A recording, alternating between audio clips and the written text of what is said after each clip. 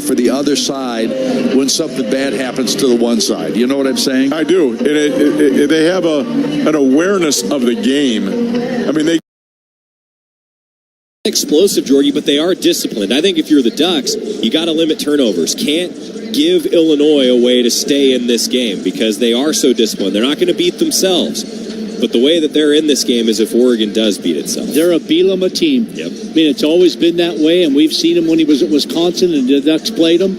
They would always, at that time, usually have a star tailback. That's not something that this Illinois team has. They've got some big tailbacks that are steady Freddy and can gain 3 or 4 yards at a time. But what you don't want to get into is a 3-point, 7-point type of game where they go 1st and 10, 2nd and 7, 3rd and 4, 1st and 10, and continue to own the clock, run the clock, tire you out, and wear you down. You don't want to get in that type of game. I think you want to play good, solid defense, and again, hit some big plays early, and I think you put them on their heels. Special teams, just take care of business. Just be good. Be good. Yeah, can't wait. Can't wait to watch these two teams go at each other, and the sunshine on those bright white Illinois uniforms makes it really tough to see the numbers. Man, but I'll tell you, what a day here in Eugene. Beautiful day for football. Yep. Beautiful day for a top 20 matchup. Game keys with Jorgie. Thank you, Jorgie. Yep. We got the Toyota Coaches Corner still to come, and also we'll hear from Brett Bielema. What does he think of this Oregon team? Talking with the Illinois head coach after this on the Oregon Sports Network from Learfield. Coors Light presents To Chill or Not to Chill. When your friend skips your favorite song on the playlist. End of friendship. Or choose chill because that song lives rent-free in your head anyway. And you're planned ahead by bringing Coors Light to the party. And the sound of that ice-cold can cracking open was music to your ears already. Coors Light. Choose chill. Celebrate responsibly. 2024 Coors Brewing Company, Golden, Colorado.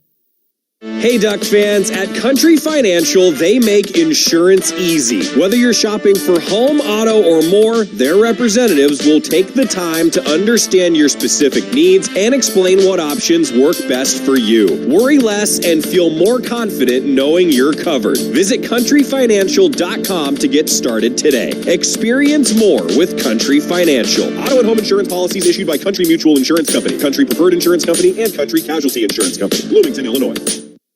Oregon. 30, 20, come on! Illinois.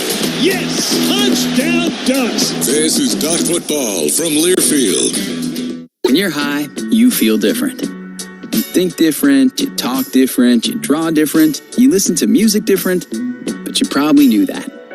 Problem is, you also drive different, and not in a good way. That's why driving high is illegal everywhere. So if you're high, just don't drive. Make a plan to get a sober ride. Because if you feel different, you drive different. Brought to you by NHTSA and the Ad Council. Are you prepared for an emergency or disaster? Because it's not a matter of if, but when. Don't find yourself saying, I'll trust water bottles and a flashlight to save the day, but I'll be proved wrong. With a tornado approaching, I'll realize that I lack a wheelchair-accessible shelter. When the floodwaters rise, I'll be up in the attic with 20 cans of beans. It's a recipe for disaster. Let's prepare so we all have a better story to tell. Get started at ready.gov/older adults. Brought to you by FEMA and the Ad Council.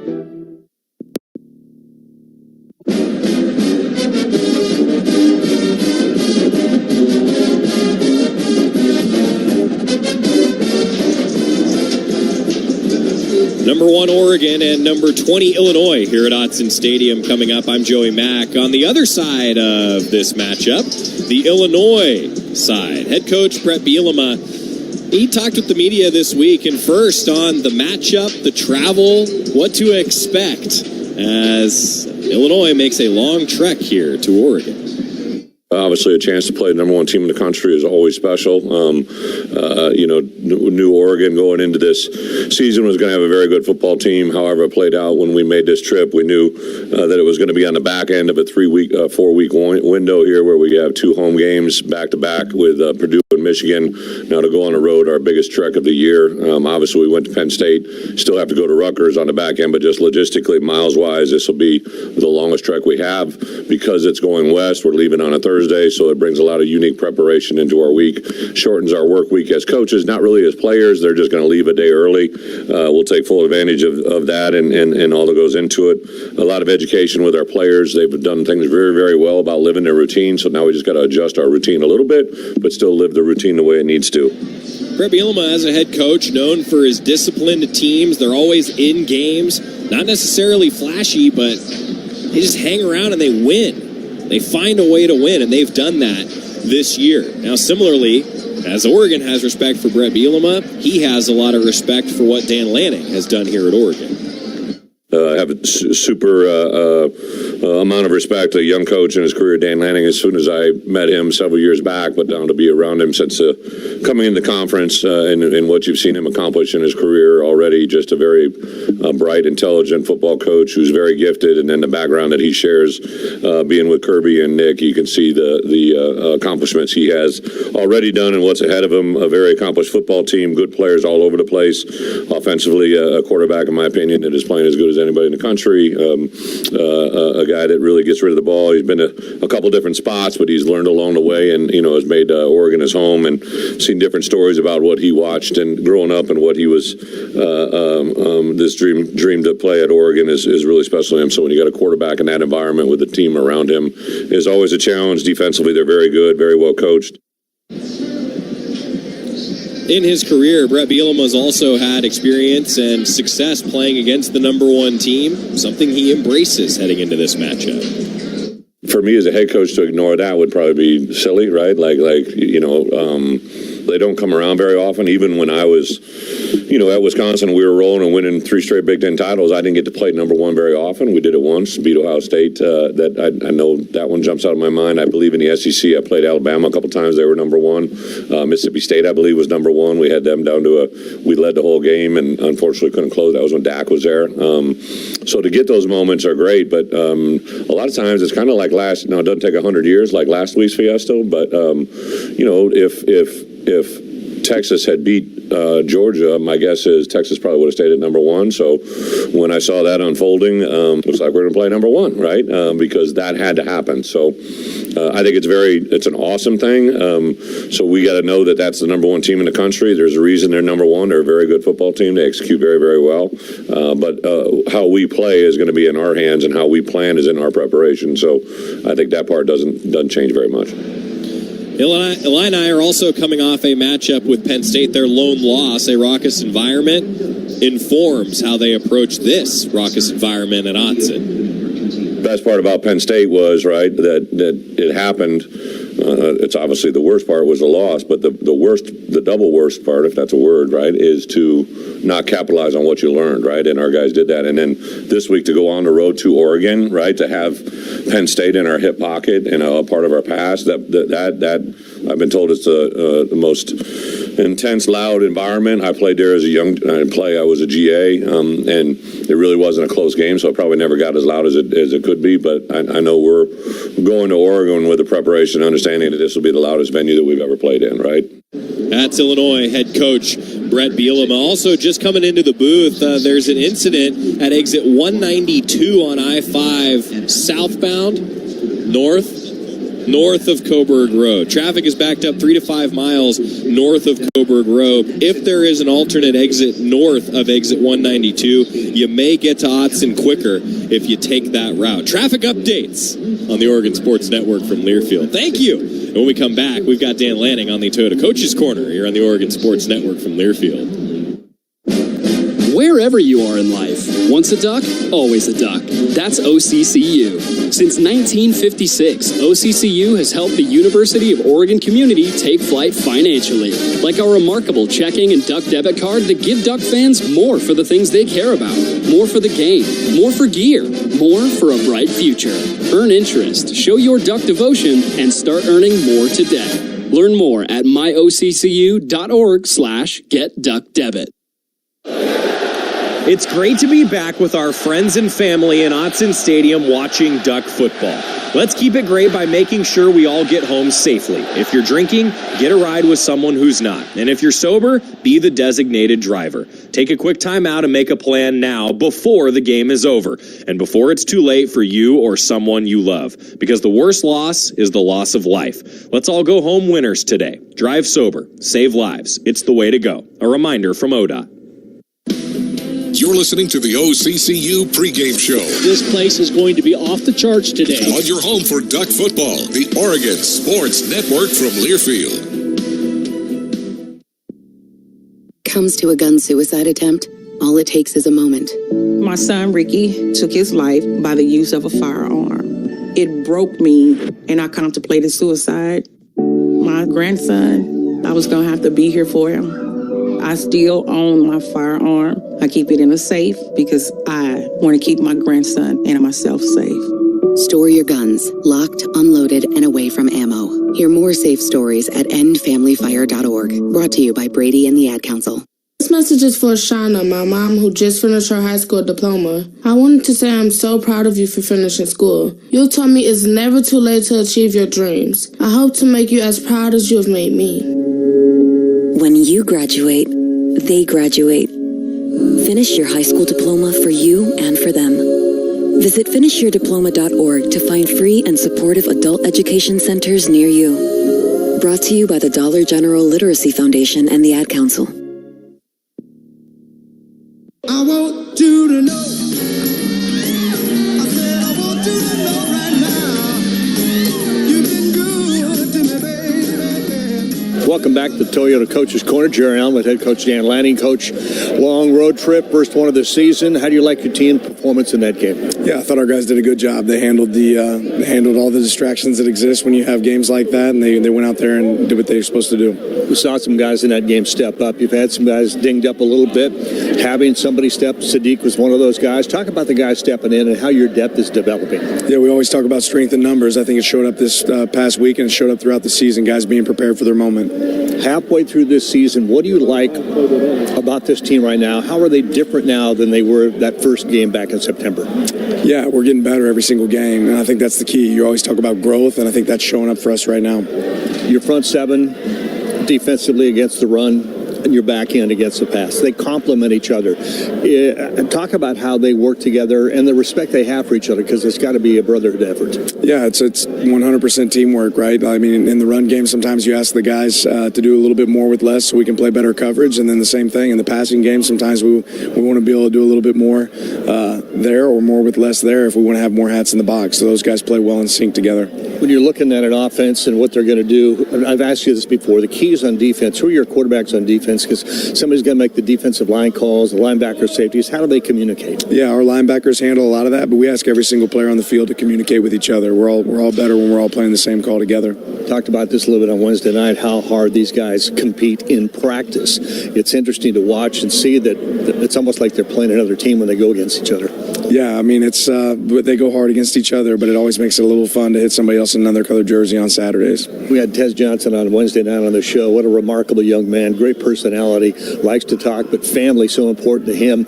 He is one of those guys on this team that just has energy, isn't he? Yeah, he's got a lot of juice, man. He's got a lot of juice. All right, let's talk about your opponent, Illinois, Brett Bielema. What do you know about him? Have you guys crossed paths in the past? You know, we've bumped into each other a little bit more and more since our move to the Big Ten. Obviously, a guy I have a ton of respect for. Like I've said a few times, his teams always play with an identity. They play tough, so you see that show up for his teams.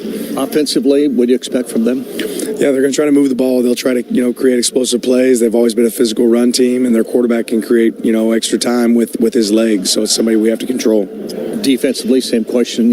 What do they front? Yeah, biggest thing that probably sticks out is how they attack the ball. They've done a good job creating takeaways this year. We have to do a great job of protecting it. All right, it's back home. It's Autzen Stadium. You had a lot of fans back there in Purdue. It was kind of fun to see the green and yellow up there, but there's nothing like Autzen, that emotion and that feeling. Your team looks forward to that. I know you do too, and your coaches as well. So here's to having fun coming out of the tunnel, and we'll catch you in that postgame show. Appreciate it, and have a good one. Toyota Coach's Corner, Dan Lanning talking with our Jerry Allen. Toyota, let's go places. Next up, our national anthem and kickoff coming on the Oregon Sports Network from Learfield. Save a cartload of time with Safeway Drive Up and Go. Shop online at Safeway.com. Head to the store and we'll bring your groceries right to your car. Everything you need, from milk, eggs, fresh meat, and produce, and much more. Delivered right to your car. No need to leave the car or stand in line. And the best part, your groceries will be ready for pickup in just a few hours.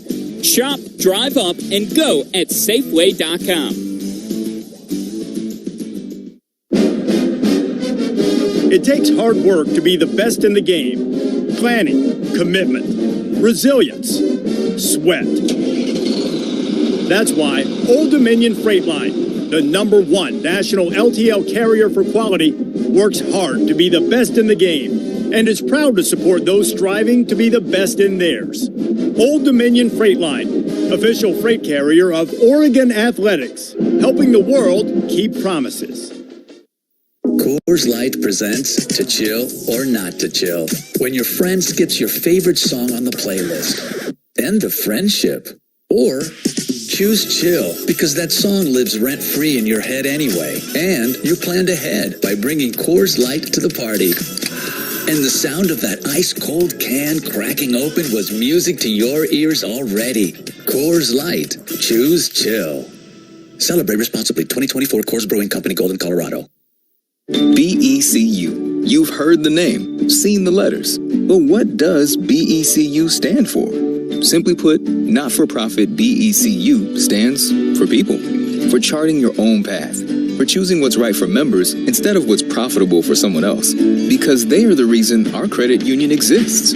So we do everything in our power to help them reach their financial goals. BECU. Power in people. All Pacific Northwest residents are eligible to join. Federally insured by NCUA. Wrapping up the OCCU pregame show as the fans are filing in, a lot of yellow around Autzen Stadium today. And for those of you that are coming into town, and if you've run into a slowdown on I-5 southbound, we're told that there's an incident north of exit 192. So if you can get off I-5 on your way in, you might be better off hitting an exit before exit 192 and coming into Autzen Stadium on the back roads. We're told that you might have a quicker path here to Autzen that way. Either way, we hope to see all of you at Autzen Stadium as the Ducks get ready for a top 20 battle with the Fighting Illini of Illinois. I'm Joey Mack, and coming up, Dusty Hare on the sideline. Jerry Allen and Mike Jorgensen have the call from the Country Financial broadcast booth right here on the Oregon Sports Network from Learfield. As a local community credit union founded by teachers, OnPoint is committed to supporting the students and faculty at the University of Oregon. And on game day, we're right there with you, on the field, in the bleachers, and in the classrooms. Drop by your local branch today and discover the many ways OnPoint can help support your financial well-being. OnPoint Community Credit Union. People are the point. Federally insured by NCUA. Equal housing opportunity. At Willamette Valley Cancer Institute and Research Center, we help our community fight like a duck by providing individualized cancer treatment close to home. Our teams utilize the latest immunotherapies, advanced radiation technology, robotic surgery, and leading-edge clinical trials at conveniently located centers in Eugene, Corvallis, Florence, Newport, Lincoln City, and now Albany. You're unique, and your cancer treatment should be too. Find out how you can fight like a duck at OregonCancer.com.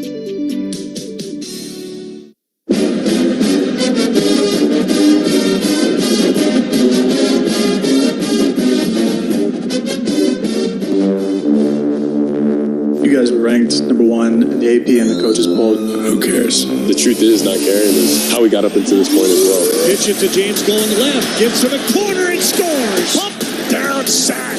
Wow, Mateo Youngalale. You don't sit halfway through a meal and say you're done eating when there's still a lot of food left on the plate. The beauty of it is we got a game to play this weekend, and you're only as good as your last matchup, and that's what we're focused on. Down at the 10, touchdown, Tez Johnson. Perfectly thrown ball from Dylan Gabriel. Oregon. That's where we're at. We're at the midpoint of the season. We're not done yet. Illinois. There's a lot of things that we still want to accomplish, so that doesn't really matter for us. This is Duck Football. Learfield and the Oregon Sports Network bring you live play-by-play coverage of Oregon Duck football. Today's game is brought to you by OnPoint Community Credit Union. People are the point. McDonald's. Download the McDonald's app today and earn free food with every purchase. And score a cheeseburger pack for $14.99 every Duck football game day. By U.S. Bank. Proud sponsor of Oregon Athletics. U.S. Bank. Equal housing lender. Member FDIC. By Toyota. Let's go places. And by Coors Light. Choose chill. Proud partner of Oregon Athletics. Celebrate responsibly. It's game time on the Oregon Sports Network from Learfield. Now back to the Country Financial broadcast booth and the voice of the Ducks, Jerry Allen. Welcome back to Autzen Stadium. The Duck is a big minion. And a whole bunch, 20 little minions out of the tunnel piling on him at about the 25-yard line. Look at the last two minions. They're not there yet, and they can't be 2 feet tall. Oh, my gosh, the little tiny ones. The Duck dressed as a minion, big minion, and then about 20 little minions, probably 3, 4, 5 years old, all following him out of the tunnel, now headed back in. That was well done. It's a show here at Autzen. That's why the fans love Autzen Stadium. That's why it's getting the notoriety. It's the noise. It's the show. It's everything. And as we sit here in the booth, Jorgie, looking out, Mother Nature just keeps changing the palette of colors here. It's unbelievable, Jerry. To see the hills, not mountains, in front of us, even though the people from Illinois think those are mountains. But I'll tell you what, as Joey said when we were talking earlier before you got here this morning, don't forget to appreciate what we have here. The hills, the colors, the sunshine, that people in the Midwest, they think those are mountains and they think they're beautiful. We think they're hills and they're beautiful, but it's just something that they don't see in the middle of the country. And you look to the east, you can see all three sisters just as clear as a bell today. It's just amazing. Gosh. Yeah. So what a great day for football here in Autzen, and the Ducks need to keep it going against a very good Illini team. The Brian Barnhart, who does the play-by-play for Illinois, was in the booth. We talked for a while, and he looked out at the Coburg Hills, and he said the same thing. He said, and just getting my lay of the land here, what are those mountains? He said the same thing. Geez. I said, those are the Coburg Hills. We leaned down. I said, those are the mountains, Cascades, and you might be able to see the sisters when the sun gets up and bright on them. So, yeah, we kind of take for granted sometimes where we are and what we have. It'll be a full house here today, and kudos to the students who are showing up again. There are very few open seats near the top, and more students are coming in. This is going to be another loud crowd, and I'm already looking forward to the end of the third quarter when we jump and shout and get it all about. It's going to be a fun one. Going to be a fun one. Illinois, dangerous football team. There's not, John Lundquist and I were talking a moment ago, our statistician. He said, how do you feel about this game? And I said, Oregon, I think it's a better team, but Illinois is good. You got to be careful. He said, how do you feel, though? I said, I don't feel the energy that I think we had obviously when Ohio State was here. There's some of that missing. Now, that may be us in the crowd, but you wonder what the team's feeling. Yeah, I do, too. This Illinois team is just so solid. There's nothing that sticks out, bad or good, because of how solid and how steady and how the defense complements the offense all game long. They just don't make mistakes. They play hard-nosed defense, which is a Bielema trait that we've seen in the past when he's been coaching at Wisconsin and other places like that. So this game is going to be a slobber knocker at the line of scrimmage. No doubt. But if you can get some points early, it puts a lot of pressure on an Illinois team. Captains are coming out right now. The team coming down between the Cash Center and the HDC. They'll enter the tunnel in a moment. Dusty Hara down to the field, our Toyota Wireless Mike. This is a game that Oregon needs to play Oregon football. Don't beat yourself. That's right. This team has been consistent with the messaging all season long. It's Ducks versus Ducks, and they've showed that whether they're playing Ohio State or Purdue, it has been the Ducks versus the Ducks. Very consistent football into it. Jorgie's point was about nothing sticks out about this Illinois team. I think that's an advancement in Brett Bielema's style of play, because before it was almost one-dimensional with a run-heavy attack that was run. Now they got a little bit more balance, but nothing is upper echelon in the Big Ten. It's all just very solid. Watching on the big Duck Vision here, head coach Stan Lanning lead his team between the buildings headed for the tunnel. You get a little emotional when you see that. It's like the intensity, the focus of that head coach and his team as they show the Kenny Wheaton. This is the anniversary week of the Kenny Wheaton pick. How about that? Totally forgot about that it was the anniversary. Never forget about the pick. No.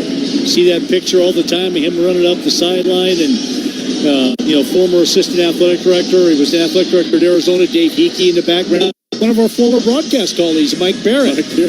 Elevating, by the way.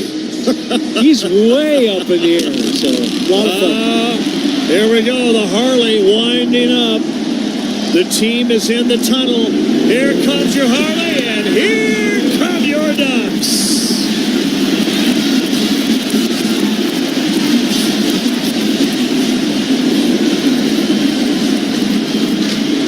Everyone on their feet.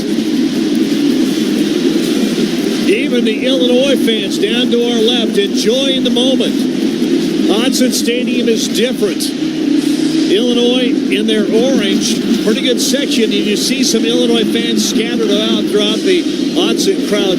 Nothing like last week in Purdue when we saw Oregon fans scattered all over the stadium. Yeah, and I like what you just said, Jerry. This is different. And when people say, well, what do you mean by different? You got to come here and see to understand what different means. You have to feel it. Illinois coming out of their white uniforms with the orange helmet. Oregon will be in the black pants, yellow tops, and black helmets. Number 6, Noah Woodington. Number 55, Marcus Harper the second. Number 44, Tatum Tuioti. And number 8, Dante Manning.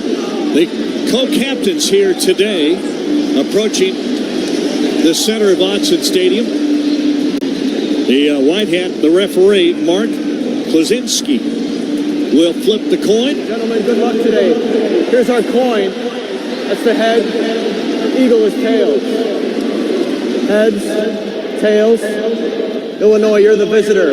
You want heads or tails? He called heads.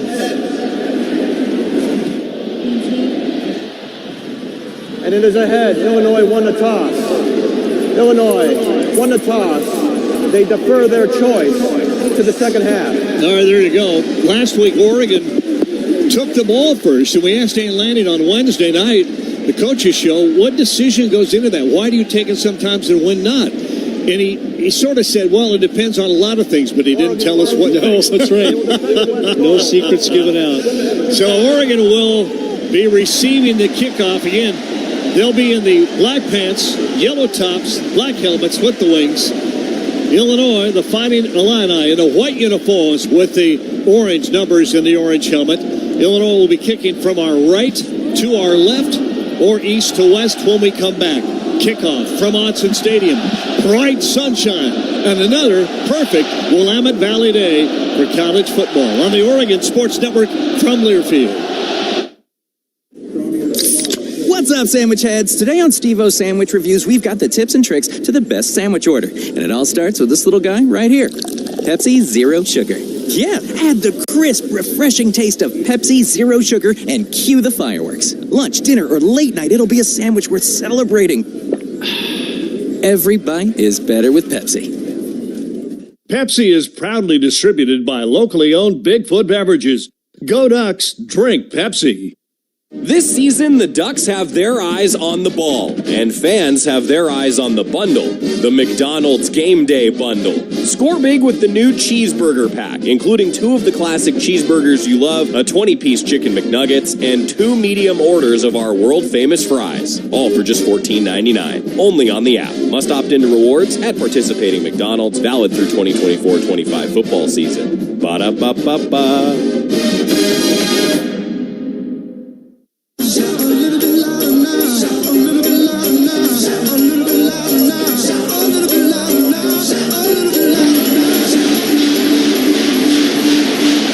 Welcome back. Ethan Machowski, number 27, down on the field, tees it up to our right, kicking to our left. Deep, our Jaden Lamar, he's number 27. Noah Woodington is number 6. He's about 4 yards a little deeper than Lamar is. And the ball normally on a kickoff from a right-footed kicker will go toward Woodington.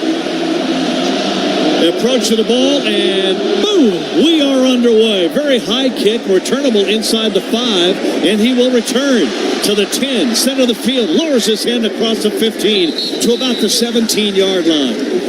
A guarantee if you take the fair catch at the 25, but he's already got a touchdown return for a kickoff. That's a good gamble. Give it a try. Why not? All you got to do is pop a big one early, and you got a chance. Not the best field position you want to see your offense start the game with, but let's see what they have to do here against a very savvy and very physical Illinois defense. Herbert comes out to the right with Justice Lowe. Stewart, Tez Johnson go left. In the backfield, Dillion Gabriel. And here is a give. No, we got to throw a little screen, and he missed him. Cornelius went in motion. Yeah, they moved the right tackle, Cornelius, in motion to the left to set up. And then ran looked like a little screen to the right, Jordan. But we're not fooled on the play. Oregon trying to give him some eye candy, and the Illinois defense wasn't fooled at all. Two receivers go out to the left. Second down and 10 from the 17-yard line. Herbert is back in the backfield now. The pistol, pitch it back to James going right. Gets a little block, spins across the 20, and is taken down at the 20-yard line. Going to pick up 2, maybe 3. It's going to be third and long. Yeah, at the point of attack. Number 17, you got to watch for him all day. Gabe Ackus. Guy has a lot of sacks, makes a lot of plays along long line of scrimmage. Athletic, very much like Oregon's defensive ends. You don't want to be in a lot of third and longs like this against Illinois today. Ackus had 13 tackles last week. Here's third down and 7. Empty backfield. Snap. Gabriel back to throw. Quick screen. Sadiq's going to try to go outside. He got it. Going to get the first down, and we'll go out across the 30-yard line. Great blocking. He had a lot of bodies out there, too. And a play designed to come back inside, which is where he tried to get. Knew there wasn't something there. His athleticism and speed gets him back outside to be able to get the first down. Sadiq, 14th catch of the year for 12 yards. Up to the 32-yard line, right hash, and out of bounds. Two receivers, 3 to the left-hand side, 1 alone right. This could be a pass again. Gabriel, plenty of time, swings it out to James out of the backfield. He'll get a 40, 45, and another first down to the 46-yard line. Send it back at the 45. It's still a big gain. First down, and Oregon on the move. Just underway first quarter, no score. Good protection. Good patience by Dylan Gabriel. Don't need to force anything down the field early. Comes back to Jordan James, who's wide open out in the flat, and is able to hit him. We're going to whistle, and maybe an injury. I don't see anybody down on the field. But a timeout called. Oregon's going over to their sideline. Dusty Herod, you see anything down there that we missed? I'm not... They brought Gabe Ackus off the field, and I think it may have been just a quick uniform. Maybe it's something that he had to change on his uniform, but they brought him back out, so he's not even going to have to miss a play. All right, first down at the 45 of Oregon right hash. James goes back to the formation to join Gabriel to his right. Tez in motion all the way to the right. That's actually low. Back to throw again. Rolling to his left. Short pass to James. Going to try to straight arm and go out of bounds at the 49. Short gain. Pick up 4. Second down and 6. I like that design to that play, looking like Dylan Gabriel's going to set in the pocket, and yet it's designed to be a rollout. So you hope you get the defense settled in, thinking it's just going to be a set up in the pocket pass. And then all of a sudden he's on the move. Sadiq, H-back to the left, two receivers right. Ducks a little overloaded on that left-hand side. Up under center. And under center, Dylan is going to give it to Sadiq coming right. He's got speed, got a first down. 40, out of bounds, or at the 34-yard line. He is so quick for a tight end. More like a wide receiver, much like Terrence Ferguson, who is not in uniform today. 17 yards. He is a weapon that's just getting stronger and stronger each week. Big body, speed, size, really good blocker downfield. Everybody sees the catches and the runs. Watch him block.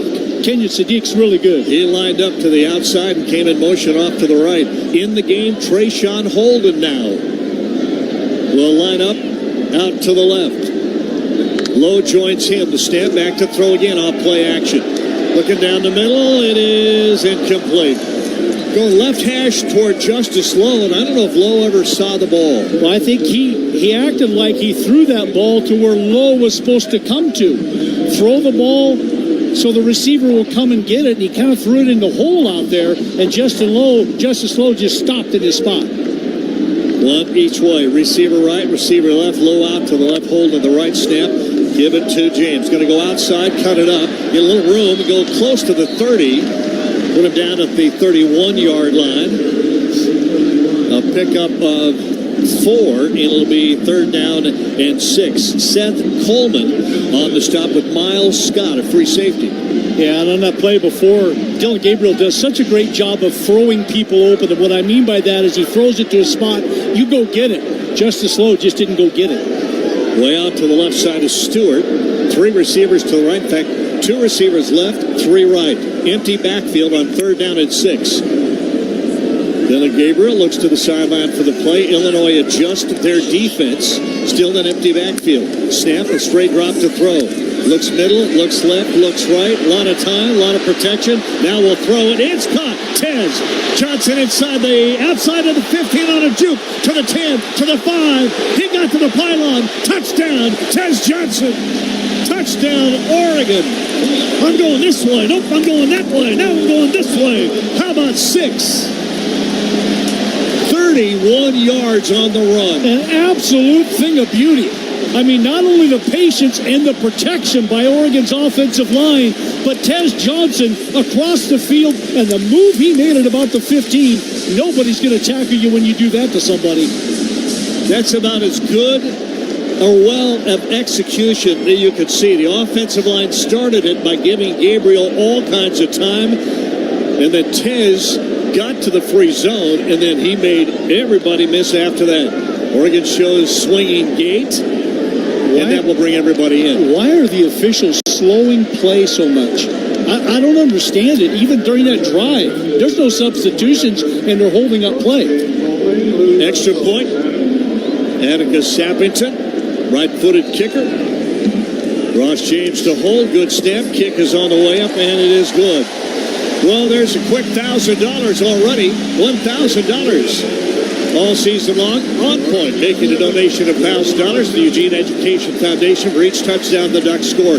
Dusty Hara, an efficient and a very quick take-control drive to open this game. No doubt about it. You guys mentioned it. A lot of eye candy on that drive and emphasizing the strengths of guys like Kenyon Sadiq. You see him carrying the ball. You see a quick screen out to the outside to Kenyon Sadiq, and then that protection up front against an Illinois pass rush that loves to pin the ears back and get to the quarterback. Dylan Gabriel had all day to find Tez Johnson. Well, we'll get you the scoring drive, and Oregon will kick it off when we come back. 7-0 Oregon. 10:49 left first quarter here in the Oregon Sports Network from Learfield. Dear autumn leaves, you won't be covering roads alone this season. Take on fall in the powerful Toyota Tundra or tackle trails in a Tacoma. Head to Toyota.com for more info. Toyota, let's go places.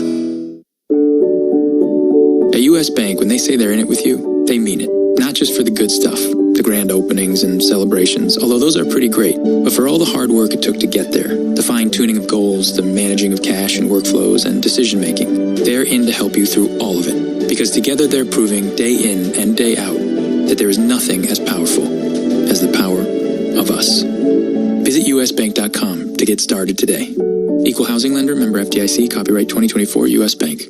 No matter what you do or where you do it in Oregon, SAFE is with you, helping injured workers return to work and preventing future injuries. SAFE, workers' comp that really works. Learn more at SAIF.com.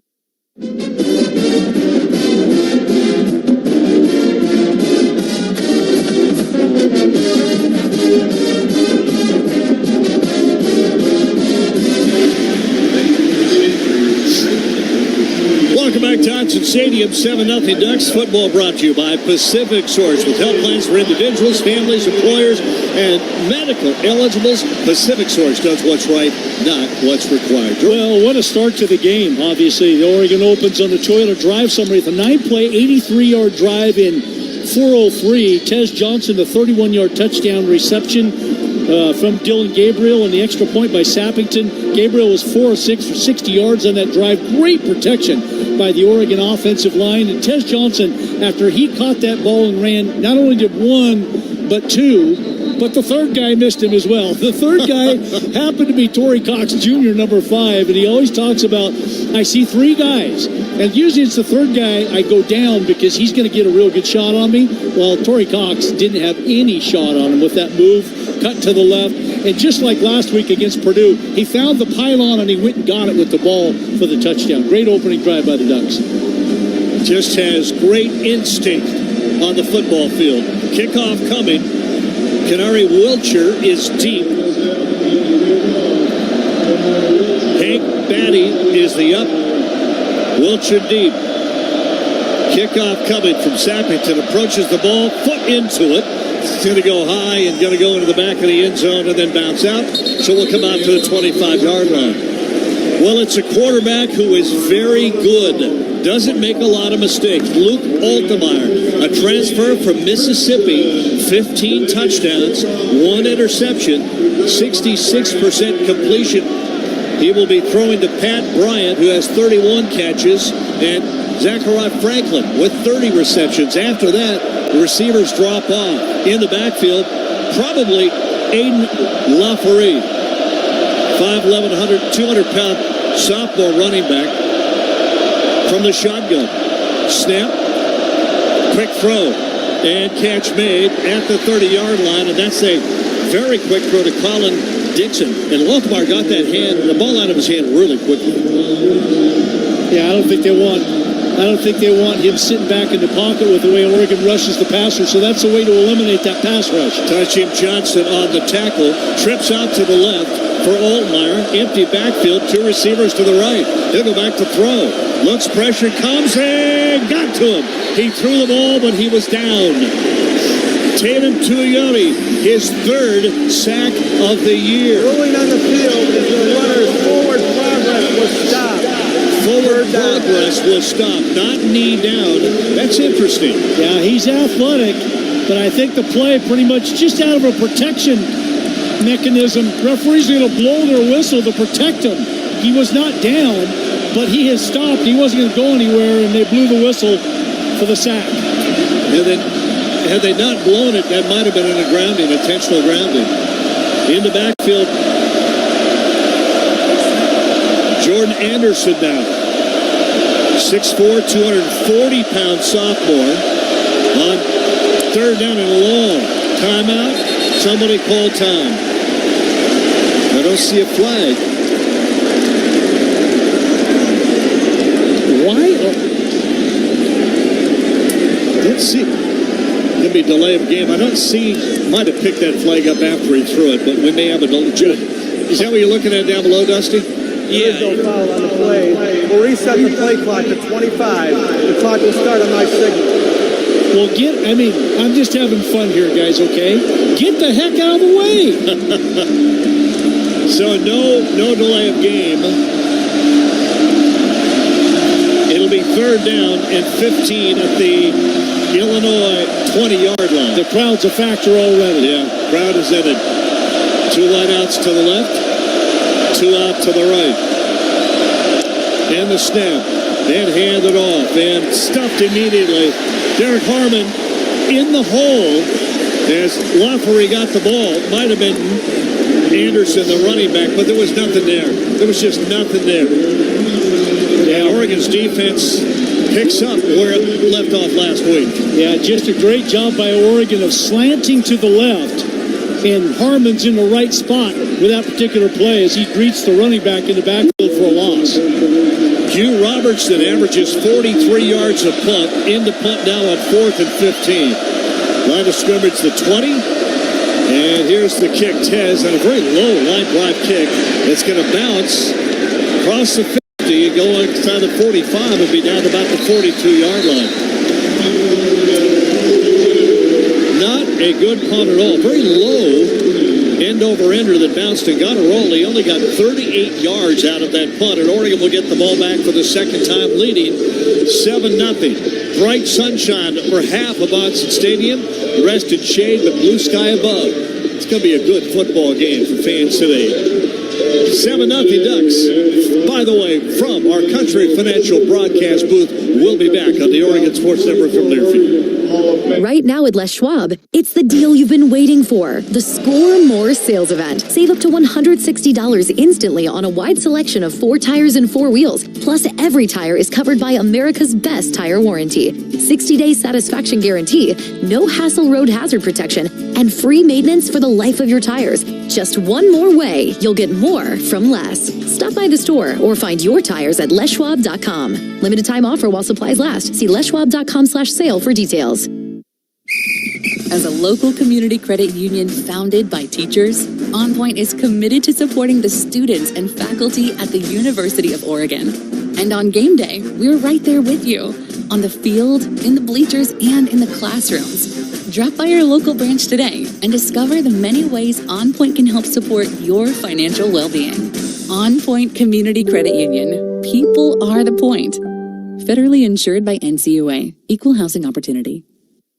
Oregon. Gonna give it up, and he didn't get it. Illinois. And Oregon rose to the occasion. From the Country Financial broadcast booth alongside Mike Jorgensen, here's the voice of the Ducks, Jerry Allen. Thank you. Welcome back to Autzen Stadium. The Hall of Fame inductees being introduced to the crowd down below. Joey, you were a big part of that last night. Pretty good evening, huh? It was. It's always special when you get to celebrate some of the greatest that have ever worn an Oregon uniform. Really outstanding. Catching up with Kenyon Barner, Tyler Anderson, Lauren Plum, Eugene Wong, and Alexa Peterson, the Hall of Fame inductees as part of this class. Really special celebrating them, and just got recognized down there on the field. And your broadcast partner to be for basketball. That's right. Luke Jackson, Leo Harris Award winner. Janelle Bergstrom Cook, the Becky Sisley Award, and Rob Mosley, Order of the O honorary member. Special evening last night. It's a Parents' Weekend this weekend. I came by yesterday for the show. There were people everywhere. Homecoming. Fun stuff. Well, 7-0 Oregon. Dusty Harris, sideline Mike with Toyota. Oregon defensively playing really good football right now. Yeah, it's about as good as you can dial it up, from the execution on the field to the coaching and the calls that they dialed up right there. Jorgie said it during the break. He said, boy, they slanted directly into that run play. Sometimes it's a guess by the coaching staff. Sometimes you know the tendencies and you dial up the right play at the right time. Trayshawn Holden, the lone receiver, out to the right, 2 others to the left. Here's a snap and handoff. Up the middle is Jordan James. He'll go across the 40, a big pile as he keeps the legs driving all the way out to the 48-yard line. Good 6-yard pickup, and it'll be 2nd down and 4. Slobber knocker. Up off the bottom of that pile, Dennis Briggs Jr., a right defensive end, transfer from Florida State. That was a slobber knocker play right there. It was. There's your next X's and O's right there. 2nd and 4, handed off again. James up the middle is going to get short of the first down, and he'll get it just across the 50 as he gets hit by Ryan Mead, a 6'1", 230-pound senior linebacker. So it brings up 3rd down and 2. Pick up of 2. They shut it down pretty quick on the inside. Dylan Rosiak, they're one of their leading tacklers. Mead, you talk about all of them. They just don't allow a lot of big running plays. Tez Lowe and I believe Stewart to the outside left, all the way, 3 left. In motion, Tez comes to the right. Here's a give to James again. He will get near the first down, and he's got it. Across midfield to the 47-yard line. That'll move the sticks. Jordan James, by the way, is on pace for a 1,000-yard game or season easily. I mean, he's probably around 800 yards right now. If he can keep it going. Last week, not that normal 100-yard game that we've seen leading up to the Purdue game, and yet he's still averaging more than 100 a game. Stewart, Lowe, and Johnson. 2 left, 1 to the right. Lowe to the right. On first down and 10 from the 47, the snap back to throw. Going left all the way. He's got Tez, goes out of bounds to the 40. Pick up 6.5. Now they're going to mark him at the 41, so pick up 6. And it will be 2nd down and 4. And that was just a quick throw to my wide receiver. Yeah, he's got a little bit of a cushion. Get it out to him on time, see what he can do with it, but get ahead of the chains. That's what they did there with a 6 to 7 yard gain. Three receivers come out to the right. Herbert way out to the right. Now he's going to run back and set up as an inside receiver. And back to throw again after the snap, going all the way left. And that one is a misread between Stewart and Dylan Gabriel. It looked like Jorgie was expecting Stewart to break that route out. Yeah, break it out or at least be a back shoulder throw. Looked like Evan Stewart was running a streak pattern, and that was a shorter pattern. Brings up third down for Oregon. So third down. About 3rd and 4. And Oregon had a player go out, so Illinois is able to... I see it there. Okay. Yeah, able to substitute. That's what they're waiting for. Play clock at 4. See, this is what you can't do. Right. Now you got to call timeout. Timeout. Oregon. See that? They're first of the half. That's a rule that just probably needs to be changed. I understand letting the opposition change if you change a player, but to do it with 4 seconds left on the play clock, right? It's okay. That's it's just not right. You can't do that. You just can't. I'm surprised that over the last year or two they haven't adjusted that. Yeah, I agree. I don't know if you're going to take a break. We'll take the break. Come back 7-0 Oregon with 6:28 remaining first quarter. Oregon will have it third down and 4 at the 41 of Illinois. We come back to our Country Financial broadcast booth on the Oregon Sports Network from Learfield. You said you'd never buy your kid candy from the checkout aisle or forget extra diapers. You'd never lick your thumb to clean their face. Never, ever become a minivan mom. So when you say you'd never leave your child in a hot car, no, it can happen. Cars get hot fast, and kids can be at risk in temperatures as low as 60 degrees Fahrenheit. Never happens. Before you leave the car, always stop, look, lock. Brought to you by NHTSA and the Ad Council. August was born 3 pounds, 9.8 ounces. When I first saw him, it was a whole range of emotions. There's stuff I still want to do. Being a young dad, it's not giving up. It's shifting.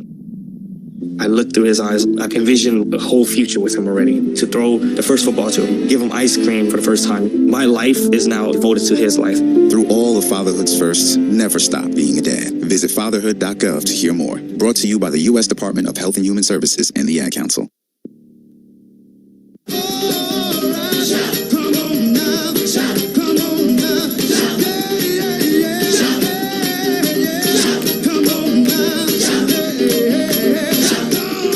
6:28 left here at Autzen in the first quarter, 7-0 Oregon. Third down conversions, Oregon 3 of 3. They'll have 3rd and 4 here. Today's game brought to you by On Point. People are the point.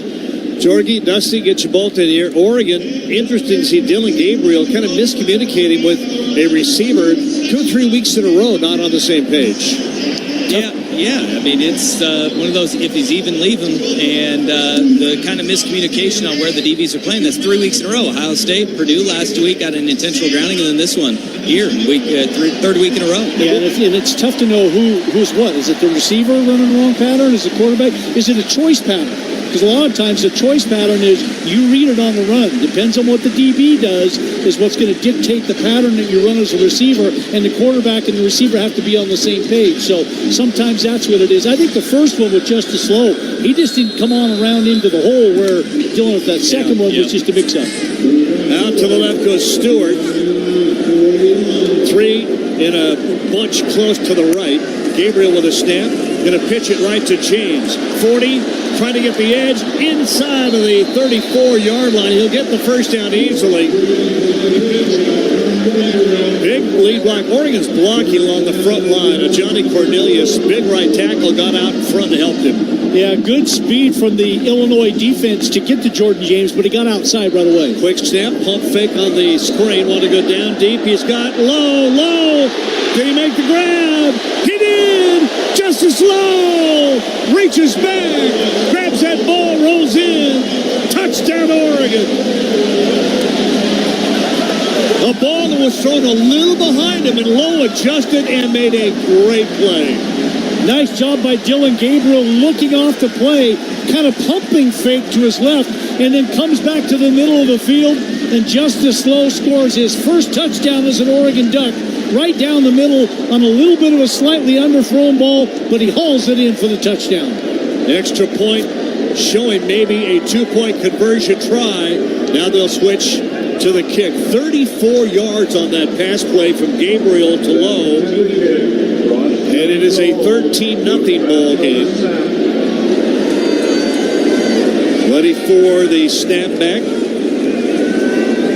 from Basso. There, placement, kick up, and good. Another $1,000 from On Point. Touchdowns for teachers, and we'll take the break. 14-0. Oregon with a lead. 2 possessions, 2 scores.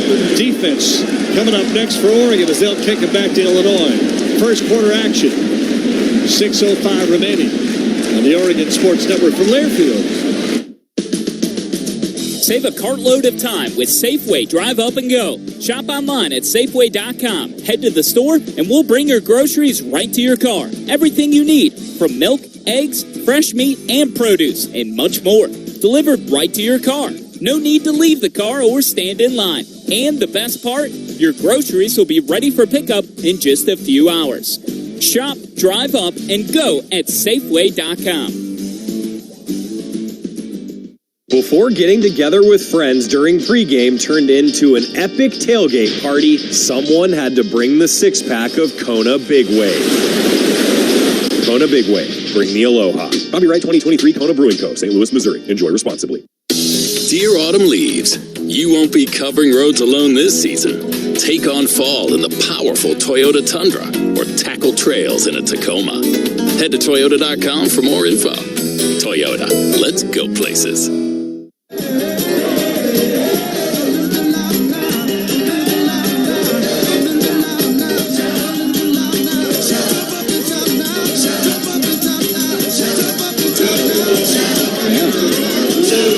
Welcome back to Autzen Stadium. 6:05 remaining here in this first quarter. 14-0 Oregon, and Oregon's drive. Efficiency. First thing I'll say, love my Toyota. Before I give you the Toyota drive summary, that is. 7 plays, 58 yards for Oregon's second touchdown. 2:41 is what it took off the clock. Justice Lowe, 34-yard touchdown reception from Dylan Gabriel.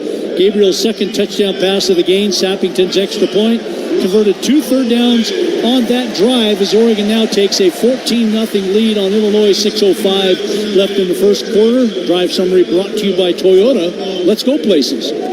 Dusty Herrick, Toyota sideline Mike. Dusty, Oregon using just about everything. I mean, running the ball, throwing the ball. This is a really good Oregon offense. Boy, they're operating at a really high level, and we're seeing they come out of the gate, and how fast have the starts been? That was kind of one of the criticisms of this Oregon offense early in the year, was that the slow starts at the offense. Boy, I don't know if you can get much hotter than what they've been over the last month and a half and the way that they have operated on offense in the first quarter. Last week, it was 3 quick scores on the first 3 drives, and then they kind of bogged down a little bit. Let's see if they can keep it humming throughout the entirety of the 60 minutes. A quick start like that really puts the pressure on the opposing team's offense because they have to answer. And they didn't the first time. Illinois will get it again. Dylan Gabriel, by the way, now has 142 passing yards in his, or 142 passing touchdowns in his college career. That ties him with Kellen Moore for second most in NCAA history. Case Keenum leads it all with 155. He's got a great chance to take that lead this season. Football in the air as the Ducks kick it off. Going to go into the end zone barely. Almost hit that pylon to the left-hand corner. It will come out to the 25-yard line. Case Keenum. Houston. Yeah, remember that? Wow. Oh, yeah. We got to see him a little bit. Yes, we did. I think he played here. I think we played him down there, too. Yes, we did. First down to 25. Receiver going right is Pat Bryant. Leading receiver on this Fighting Illini team. 2 receivers come out to the left, Franklin and Dixon. In the backfield, Josh McCray, a junior. Snap. And keep and running right, throw it right. To the motion man, that's running right. And that's Zachary Franklin, a wide receiver. He was out to the left as a wide receiver went in motion to the right. They had a couple blockers out front of him. Little play action fake inside. Altmaier rolls out, puts it right on the money. The pickup of about 8. Second down and 2 from the 33. Motion again. Altmaier hands it off this time. Looking for it. He's going to get the first down. Diving across the 36 to the 37-yard line. And it will be first down right at the 37-yard line. McCray is a guy that you don't want to give a whole lot of running room to because he's a big guy. Tough to bring down. Stays in. One receiver out to the right, little bunch to the left and right. Back to throw off play action. Looking way downfield, one to go deep. This one could be picked off and it is. Tysheem Johnson with the interception, and it'll be dragged down at the 10-yard line. Altmaier just unloaded that as far as he could throw it, hoping his receiver would get there in double coverage. Yeah, he just, bad decision, just threw that one up for grabs. And who's playing center field back there? Tysheem Johnson. That's all he's doing is playing center field. Ball thrown right to him. Ducks get a turnover there, and Altmaier only his second interception this year. Yeah, the second interception, by the way, for Tysheem Johnson. Great. He caught that ball like a receiver running looking over his shoulder. So Oregon will get it right back. What an uncharacteristic throw by Altmaier. Again, Oregon scores on their first 2 possessions. That puts pressure on your opposition's offense. They got to answer. Couldn't do it. Stewart comes way out to the right. Whittington to the left of Gabriel on their own 14-yard line, first down. The snap, and give it to Whittington. Goes outside, trying to get the edge. Going to get a pump hard at the 20. He'll pick up a good hard 5 yards. Going to give him 6 at the 21-yard line. That's Caleb Patterson, the cornerback, who had to come up and make the pop. And Whittington delivered the blow. 7-yard pickup. Second down to 3. 4:41 left here in the first quarter. 14-0 Oregon. And here's 3 receivers out to the right. Now Tez in motion all the way to the left. Play action. Quick throw screen underthrown. That was going to be to Evan Stewart. It was going to be try to beat Caleb Patterson. Because it was one-on-one. It was one-on-one. Illinois playing man-to-man coverage there. The perfect play call. Bring the ball up, and it's Evan Stewart one-on-one with the defensive back and nobody else out there. Too bad. Misplay there for Oregon. Third down and 3. 3rd and 3. 2 receivers out to the right. Low, the extreme out right. One to the left, and substitutions again by Illinois, taking their time, but plenty of time on the play clock. Now Oregon they're not going to beat the play clock. They're going to have to call timeout. Oh, it's a direct snap to Jordan James. What a trick play. Dusty Hara didn't see that one coming. I thought they were losing the play clock. Hey, I think that was baiting Illinois there because the play clock was down to 3 after that rotation, and they were slow to get the player off. Unfortunately for the Ducks, it got about 2.5 when they needed a full 3. Too bad, too. Lalaulu engaged his block. If he just blocks a little bit longer, Jordan James has got a big hole there to run through. Just couldn't quite form it. It was there. Deep is Hank Batty at his own 30.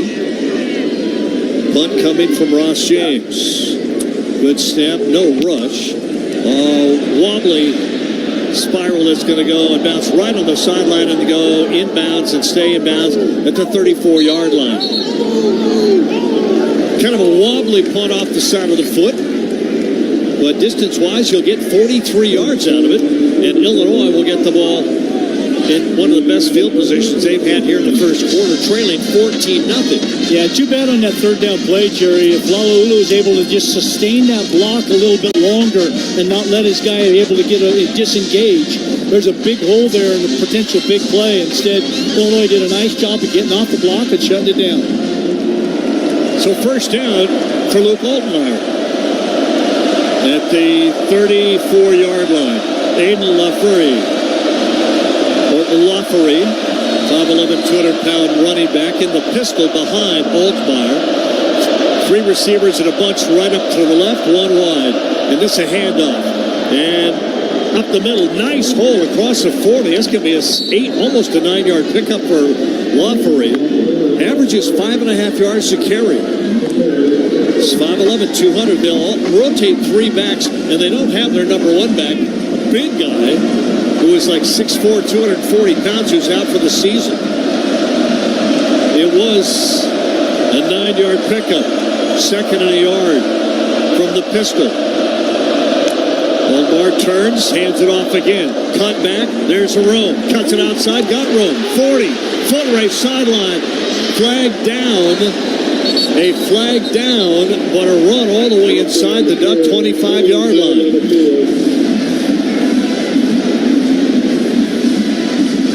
Just can't give up that type of play. We'll see what this penalty is, if it's some sort of hold potentially, but we'll see. It might be against Oregon as well. There is no foul on play. The block in question was legal.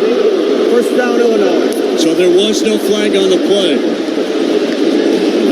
That's the second time we've seen a flag reversed. Yeah, Jabbar Muhammad came up and just kind of over pursued that play. And Kobe Savage got blocked in the back into the play, but I think that's what they're calling as basically no penalty because of where it was. 35 yards on the run by Lafferty all the way to the Duck 23. 2:43 left first quarter.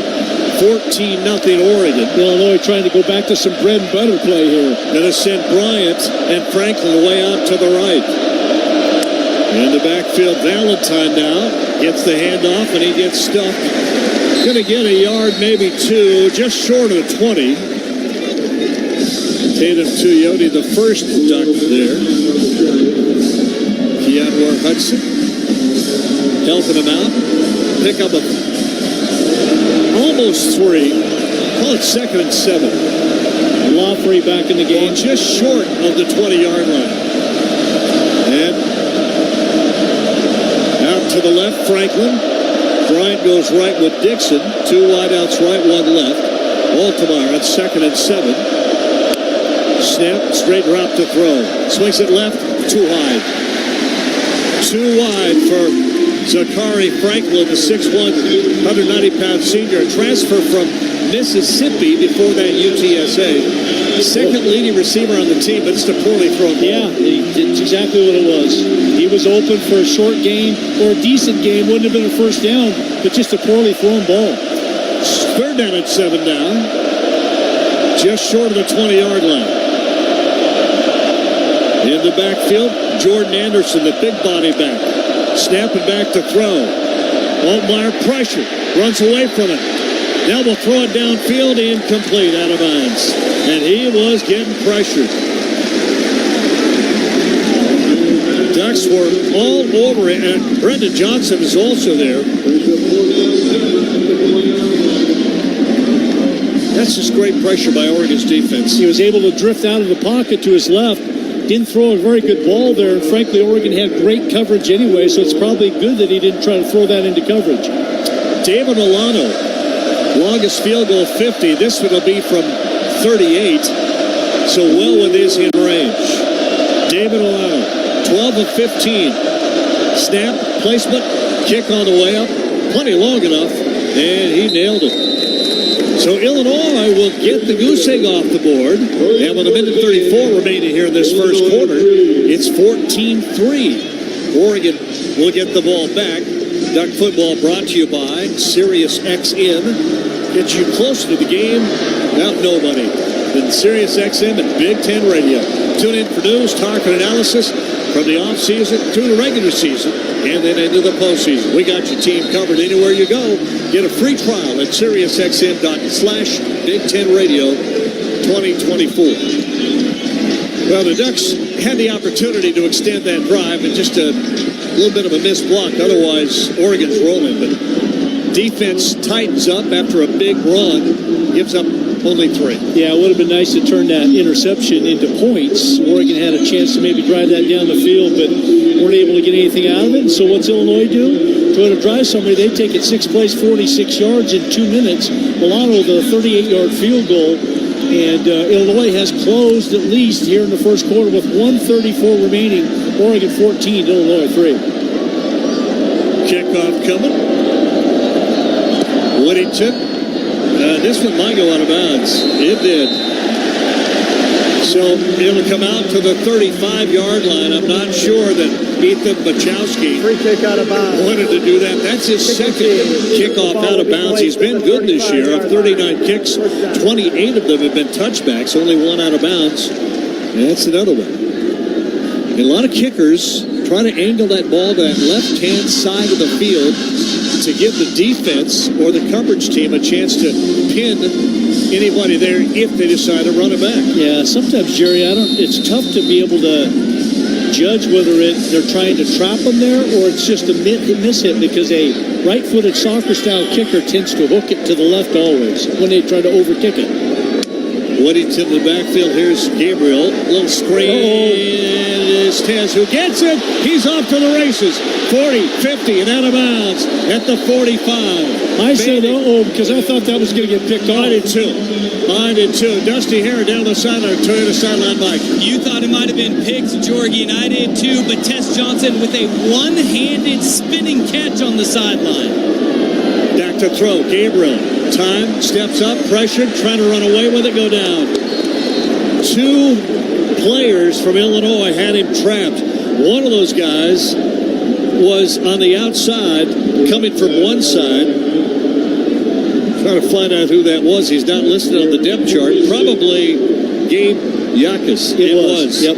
Yakus. And Oregon had no safety valve on that play. Everybody was deep, and everybody was covered. There was no guy to drop that off to, and that's what hurt that play right there. It's a loss of 8. Second down at 18. Back at the 46-yard line of Oregon. Holden, the motion sets up to the right. Two receivers out to the left. And Gabriel back to throw off the snap. Quick throw, and Holden with a grab. He'll go down almost immediately at the 48-yard line of Illinois, but way short of the first down. In fact, it'll be third down at about 13. Well, that sack by Akas, number 17, was really timely, and he's going down right now on his knee. I don't know what he's trying to get done down there, but he's almost either acting like he's got an equipment problem or a helmet problem.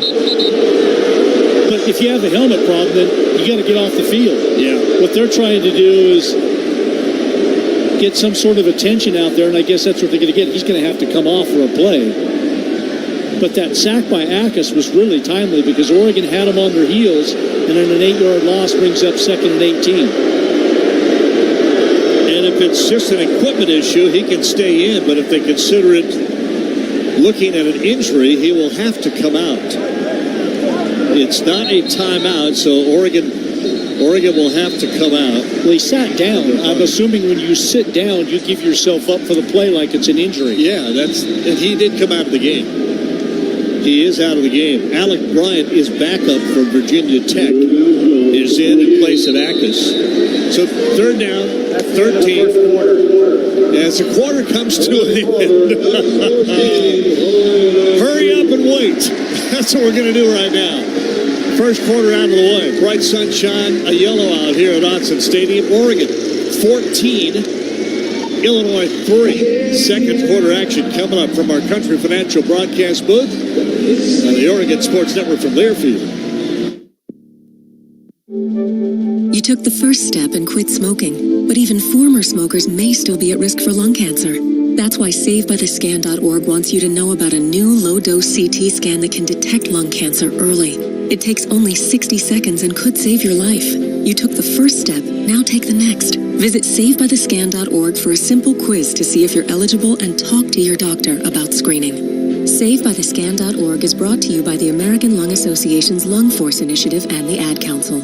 Uh-oh, Brad's buzzed. Oh, yeah? Yeah, he's starting with the woots. And now a speech. I just want to say that friendship is about heart and brain. Who's with me? Good thing is, he knows when he's buzzed. And my brain is saying, when it's time to go home, somebody call me a ride. Love that guy. Me too. Know your buzzed warning signs? Call for a ride when it's time to go home. Buzz driving is drunk driving. A message from NHTSA and the Ad Council.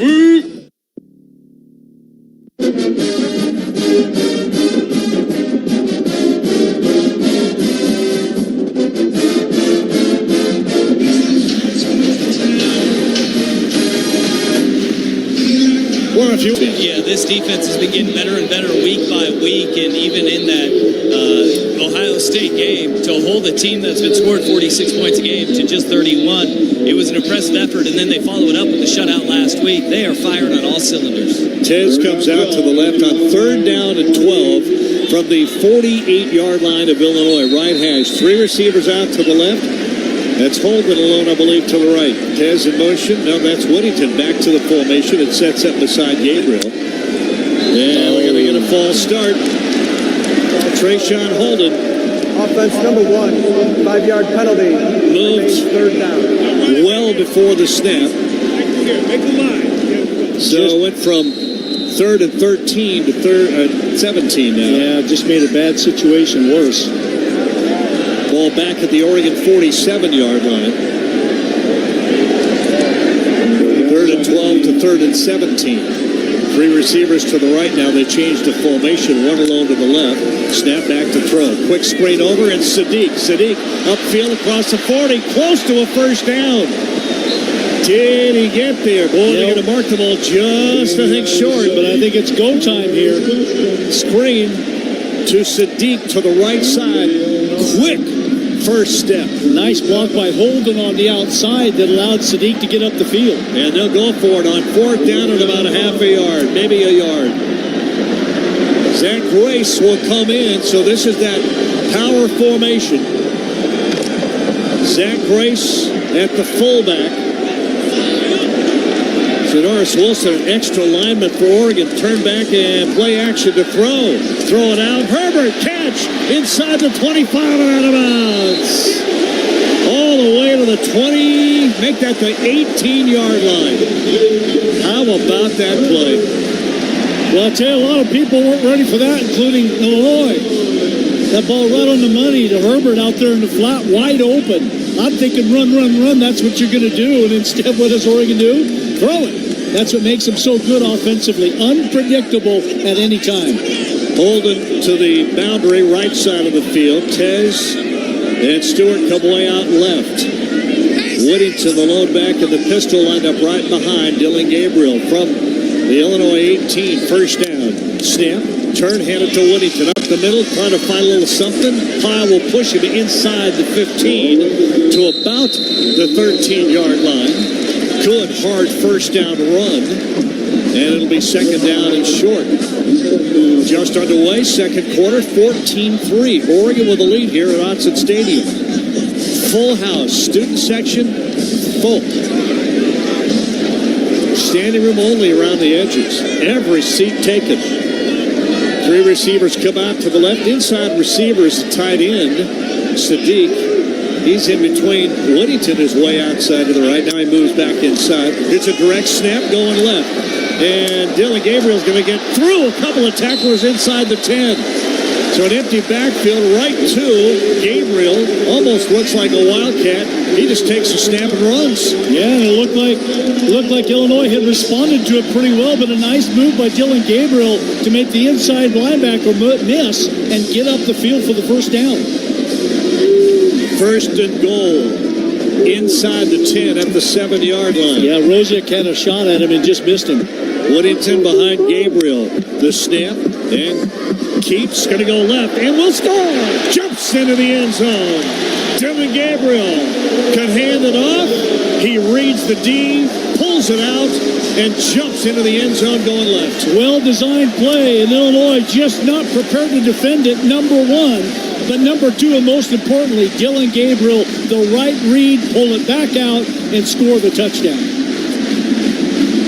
12:20 left here in the first half. Oregon's had 4 possessions, has scored 3 times. He caught Alec Bryant too far inside, that defensive end, just too far inside to be able to pop back out and cover an athletic Gabriel. Andrew Boyle will come in for the extra point kick. Right-footed kicker, placement, and the kick is up, and it is good. 12:20 remaining. First half, 2nd quarter action. Oregon 21, Illinois 3. By the way, another $1,000 all season long on point. Making that donation of $1,000 to the Eugene Education Foundation for each touchdown the Ducks score. That's $3,000 today, and we're going to go away and come back to our Country Financial broadcast booth where the Ducks lead it 21-3 with 12:20 left here in the second quarter on the Oregon Sports Network from Learfield. From the Oregon coast to the mighty Columbia, and from the Blue Mountains to the Siskiyous, we are with you.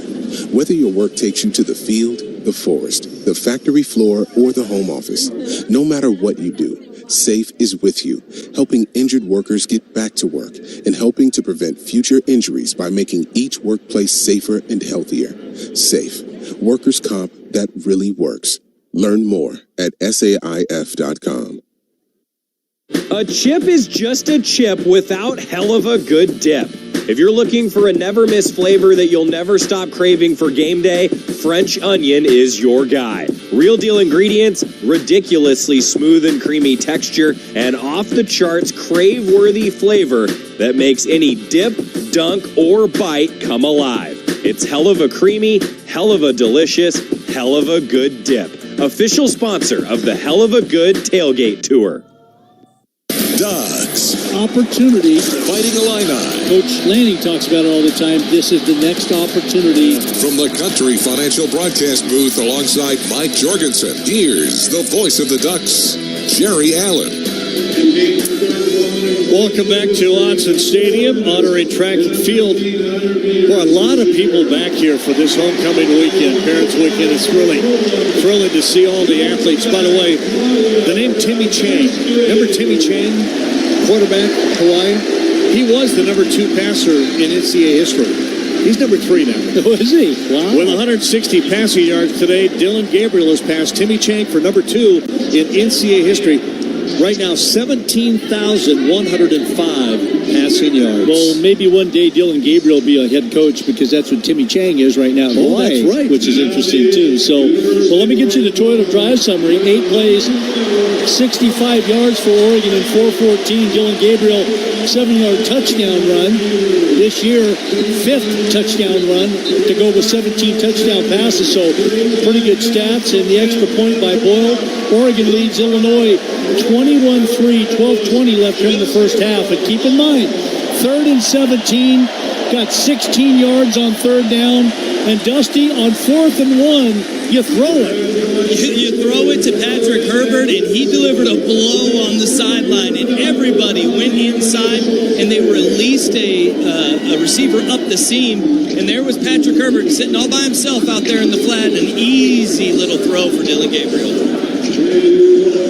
Looks like Andrew Boyle has it teed up. And we'll kick this one off. Going from our right to our left now here this second quarter. Foot into it. Punches it. And we'll go into and out of the end zone and come out to the 25-yard line.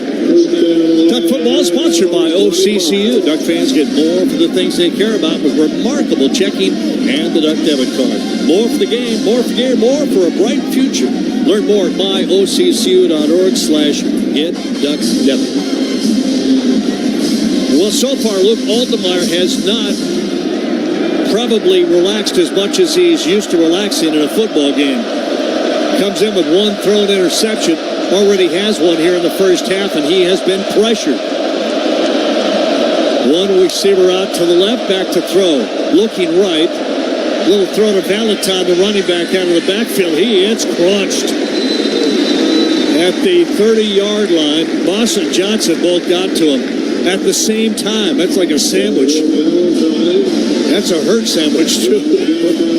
It looks like Illinois trying to get Altmaier outside the pocket where he can have some room to throw it and not have guys flying at him all over the place. That's what they did, rolled him out to the right there. Got a good 5-yard gain, 2nd down and 5. McCray, the running back, he will get the ball. Going to go right, cut it back up, cut it across the tackle of the 35. And he'll get the first down. Nico Reed finally slows him down enough to get him, but he'll get the first down. That'll be first down and 10 at the 35-yard line of Illinois right hash. Oregon trying to get set up defensively. And here's a pass attempted, and Altmaier goes down. That'll be a sack. Mateo Uyangalele is the sacker. That's his 6.5 sack this year. Yeah, Bossa from the backside or inside is able to kind of shut it down, the cutback pattern. So that was Uyangalele and then a little bit of Bossa, but a lot of guys in the backfield is what it was. So the sack sends the ball back to the 34-yard line where it'll be third down and about 11. 3rd and 11. Altamar, shotgun, back to throw, wants to go deep down the right side. The fade route is incomplete. That was 2nd down. I said 3rd down. That was 2nd down. And was that a catch? It was. Pat Bryant. He went up to bat it away. And great concentration by the receiver. That ball hit the ground. No, that ball hit the ground. Illinois, yeah, they didn't get the snap away in time. They blew it dead. The ruling on the previous play was a catch at the sideline. The play is under further review. I didn't think he caught it at the outset. I thought I saw that ball come down to the turf. We get a chance to replay. It's great effort, though. Oh, it was. Nico Reed in perfect position to knock that ball just completely away, and instead he just kind of deflected it right to the receiver and gave the receiver a great chance to catch at Pat Bryant, number 13, but great coverage by Nico Reed on the outside. Yeah, the ground helped him catch that ball. Dusty Hare, our Toyota sideline Mike. It's a great effort, but pressure again. Oregon's just dogging Illinois, not letting them get comfortable. Yeah, and that was a heck of an effort by Pat Bryant. The ball does hit the ground, though, but this pressure has been relentless from Oregon's defensive line, something that we've become accustomed to seeing. But the interior push and the cage that we've heard so much about, these edge rushers that are young and they were inexperienced throughout last year, they've grown up a lot this year, and they're really clamping down on quarterbacks the last couple of weeks. You know, Anthony Newman, 1080 The Fan down there with Andy Johnson, Anthony Newman before the game, and Dusty was down there too. Anthony asked a great question, and that is, what do you think about the corners and how they're playing? Well, Jabbar Muhammad, after review, the ball hit the ground, the pass is incomplete. It's 3rd down for Illinois. But what I've seen the last 2 or 3 weeks from the opposite corner, Nico Reed, Dante Manning, whoever's in on that side of the ball, playing some fantastic football. Nico Reed was in perfect position on that defensive play right there. 0 for 2 and 3rd downs for Illinois. On the year, 43%. They'll send 3 receivers way out to the left, 1 to the right. Empty backfield for Altamar. On 3rd and 11, straight snap to throw. Pressure hit, goes down. Back at the 20-yard line. Devin Jackson, the first duck there, but he was not alone. Bull rush for Oregon. The entire defensive line. Boy, that ball's loose. Oh, that ball came out. They may review this. It might be a fumble. The only thing I could think of is that they blew the whistle dead, blew the play dead. Oregon recovered what appeared to be a fumble. Boy, Devin Jackson just too fast. It's too quick. Oregon wants a review, but they're not going to get it. Call timeout. And there might have been movement by Illinois. There's a flag. Why would you not review that play? Offense number 41, 5-yard penalty. I thought I heard the officials say forward motion was stopped, which means they blew the whistle. That may be. Dusty Hare, did you hear that down below? I didn't hear that, but I think what they're just going to say is the play was called dead and blew dead. Jeez. Another missed opportunity. They've had a quick whistle, though. It benefited the Ducks earlier on that incompletion from Allmeyer. This one, it hurts them. I mean, that wasn't even close. This could be a punt. Snap. No real rush. High, wobbly kick. Fair catch called for by Tez all the way up at the Duck 46-yard line. He came up so far to catch that he ran almost past every punt coverage guy there. Good call, though. So timeout on the field. Boy, frustrating when you have the technology to see situations on a field that would be reversed or reviewed, and then they don't do it. Yeah, difficult to understand why. Landing out on the field to have a discussion. Yeah, he's not happy about that. 36 yards on that punt. Great field position. The Ducks at their own 46 when we come back to our Country Financial broadcast booth. Oregon 220 yards of offense to 51 for Illinois, and a 21-3 lead here in the second quarter. The Oregon Sports Network from Learfield. At Willamette Valley Cancer Institute and Research Center, we help our community fight like a duck by providing individualized cancer treatment close to home. Our teams utilize the latest immunotherapies, advanced radiation technology, robotic surgery, and leading-edge clinical trials at conveniently located centers in Eugene, Corvallis, Florence, Newport, Lincoln City, and now Albany. You're unique, and your cancer treatment should be too. Find out how you can fight like a duck at OregonCancer.com. Count on Oregon Mutual Insurance, a proud sponsor of the Oregon Ducks home team, for your business, vineyard, farm, or ranch insurance needs. If you are a small or large business owner, winery, farmer, or rancher looking to make an insurance carrier change, Oregon Mutual and Oregon Mutual's network of independent agents will work with you to devise a policy that fits your business or farm operations. Visit ormutual.com to learn more. Coming home to the place that I remember, back to the land of my first love. Would you spread while you're on? Welcome back to Autzen Stadium, 21-3 Ducks, brought to you by Molson Coors, Coors Light, Mountain Cold Refreshment, Choose Chill, proud partner of Oregon Athletics. Celebrate responsibly. Oldemar, 3 of 7 passing today, 19 yards and a pick. And for Gabriel, 10 of 14, 160 and 2 touchdowns. And I'm going to go back to that last non-reviewed fumble. And we don't know what the call was by the officials. There's no explanation. But Dusty Hara, the quarterback, Olar, fumbled that football before his knee went down. Yeah, and not only did he fumble, it was a phenomenal play by the Oregon defense to punch it out as Altmaier was on his way down. But as he was coming so close to the ground, the officials blew the whistle, and you got to have that clear recovery at or right before the whistle is blown. They're just going to say that it was a little bit too late for that clear recovery, and that's a missed call, obviously. The field position for Oregon, can't really complain. We can't really complain as you're near the 50, but how much better would it be if you're already in the red zone? Yeah. Or in the end zone. That ball might have gone all the way. Here's first down at the 46. Lamar to the right side of Dylan Gabriel. Whittington in motion back to the formation. He gets the handoff going right. Try to cut back off the block. Going to get a little bit to the 50. He'll get about 4 yards. It'll be second down and 6. Interesting formation, Jorgie. Jane Lamar is the running back. Whittington lines up as receiver, goes in motion. And then you end up with 2 running backs, obviously, in the game, with Lamar being the lead blocker out there. Looked like there was a little bit more there, but nice recovery by Illinois defense to be able to get to the ball for a 4-yard gain only for Oregon. Stewart Johnson come out to the left. And Lowe to the right all alone. Boundary side of the short side of the field. Lamar behind Gabriel. Lowe motions to the right. Gabriel with a snap. Hand it off. Lamar up the middle. Quickly through. First down and down at the 41-yard line. A burst of speed, but there was a hole there.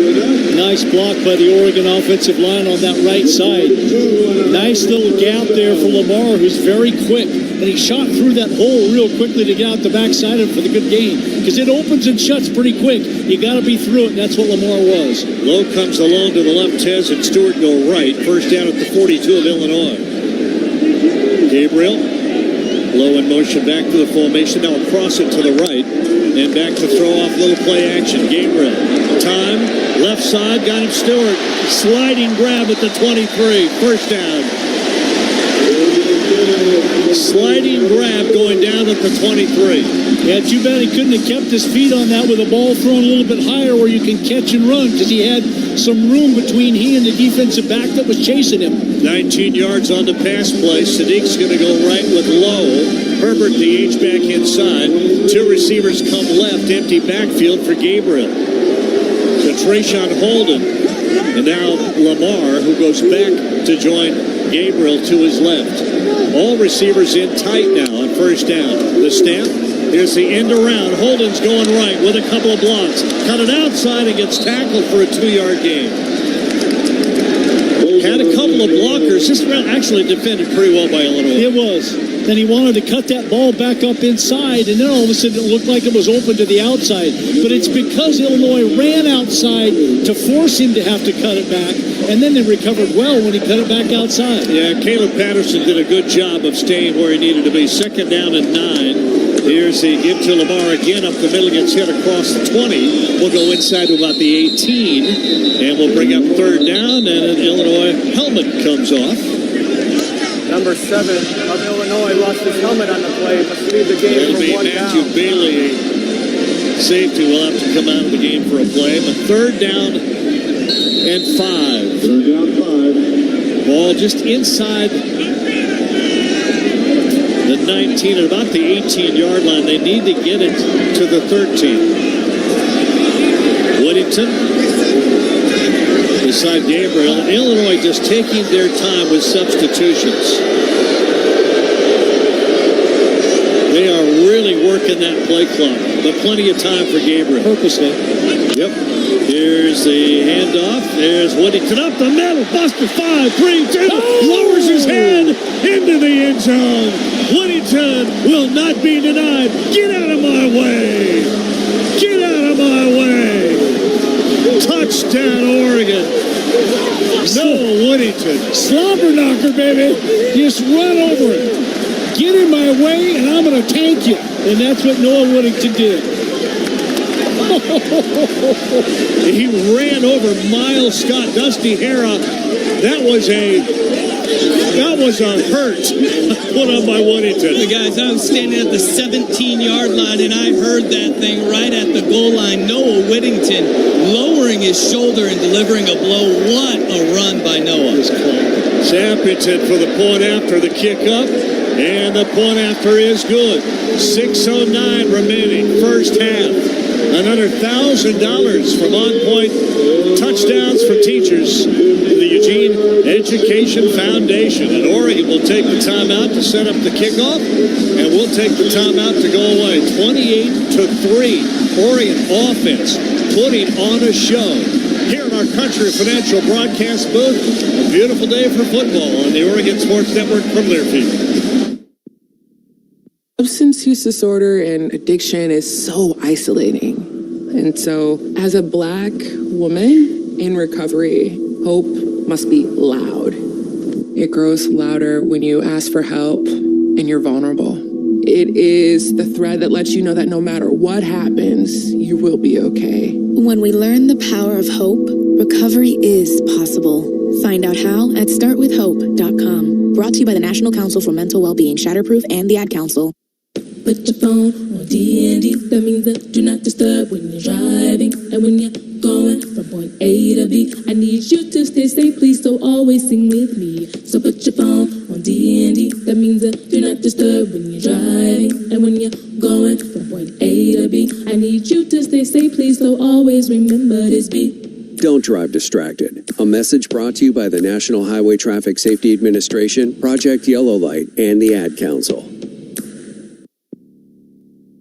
You know you make me wanna kick my heels up and throw my hands up and throw my head back and... Here's the handoff. There's Whittington up the middle. Buster 5, 3, 2. Lowers his head into the end zone. Whittington will not be denied. Get out of my way.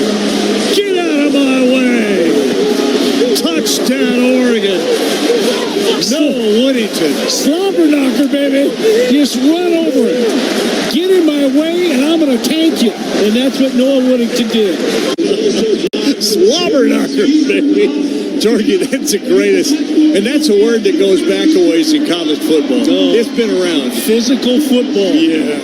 Whether it's a pile in the middle that moves 5 yards, or whether you just flat out clock a guy and run over the top of him. That's what Noah Whittington did. It's very visual. Slobber knocker. I mean, you can't get the slobber knocked right out of your mouth. Yeah, that's right. That's what it is. Let's get to that drive. I got it right here. I didn't think I got it yet, but John, on the ball all the time, getting stuff to us, John Lundquist, the Toyota drive summary for Oregon. Didn't get the fumble recovery call their way, so what do? They take the ball and they go 6 plays, 54 yards, and 3:13. Whittington with the 18-yard touchdown run. Just ran right over the last guy there to be able to take him down, and that's Miles Scott for the touchdown. Sappington's extra point, and it's Oregon 28, Illinois 3. 6:09 left here in the first half. A drive summary brought to you by Toyota. Let's go places. Sappington will be the kicker. And deep again, Kanari Wiltshire. As Sappington approaches the ball, foot into it, very high. And going to go into the end zone and bounce out of the back and come out to the 25-yard line. Well, just an impressive, powerful run game for Oregon. And the passing game is there. You know that from Gabriel and his receivers. But to see Jaden Lamar come into the ball game and run as well as he did. I mean, Oregon's got depth at running back. Yeah, we saw Oregon was able to tap into it a little bit last week against Purdue, where both Lamar, all the running backs ran good. Lamar, too, and now we're seeing it again this week. Two receivers out to the left, while one in motion makes it two to the right. There's a handoff going off left tackle, stuffed. Nothing there. It'll be a no gain, half yard at best, and second down and long. Tyshim Johnson came up from a safety spot. One of the initial Ducks. Last week we got a taste of Lamar and Jay Harris, too. Yes, Jay Harris. His first touchdown as a Duck. Oregon shuttling some players in and out. Get set. Second down. Let's call it 2nd and 9. From the 26 back to throw Altmaier. Quick throw over the left side. Caught. Missed tackle. And he'll get a first down. Zachary Franklin made the first man miss, and then finally Kobe Savage got him down. Yeah, Dante Manning came up and missed the tackle. Savage gets him down. So just a short little gain turns into a little better gain, and at least a first down for Illinois. To their own 36-yard line, left hash, 5:05 left first half, 28-3 Oregon. Snap, and a quick throw, and it's incomplete. Nico Reed timed it up perfectly. Colin Dixon was the intended receiver. That ball got there as Nico Reed got there. Yeah, Nico Reed was not fooled at all by the play-action fake, and it's almost like he read it as well as the receiver did. Got there just when the ball did to knock it away. That is 2nd and 10 at the 36 of Illinois. They left hash going from west to east, our left to our right as we look at Autzen Stadium. And Altmaier from that shotgun on 2nd and long. Going to go back off play action to throw. A little more time. Now going to run. Gets it upfield for a positive run. Ball came out, but I think he was down at the 43-yard line. Short of the first down. He'll get about 7. But that was meant to be a pass. Nobody open. 3rd down and 3. Ducks trying to get set. 3rd and 3. And we got an Illinois player down at the 39-yard line. And I don't think this is on purpose. They would have benefited their offense to be able to run a play. So you don't have a player go down on your team if you're trying to hurry up your offense. That's Malik Elzy, who is a wide receiver, who is down. And hopefully it is just a cramp that they're working on at about the 39-yard line. It'll be 3rd down and 3 for Illinois at their own 33, or make that 43-yard line.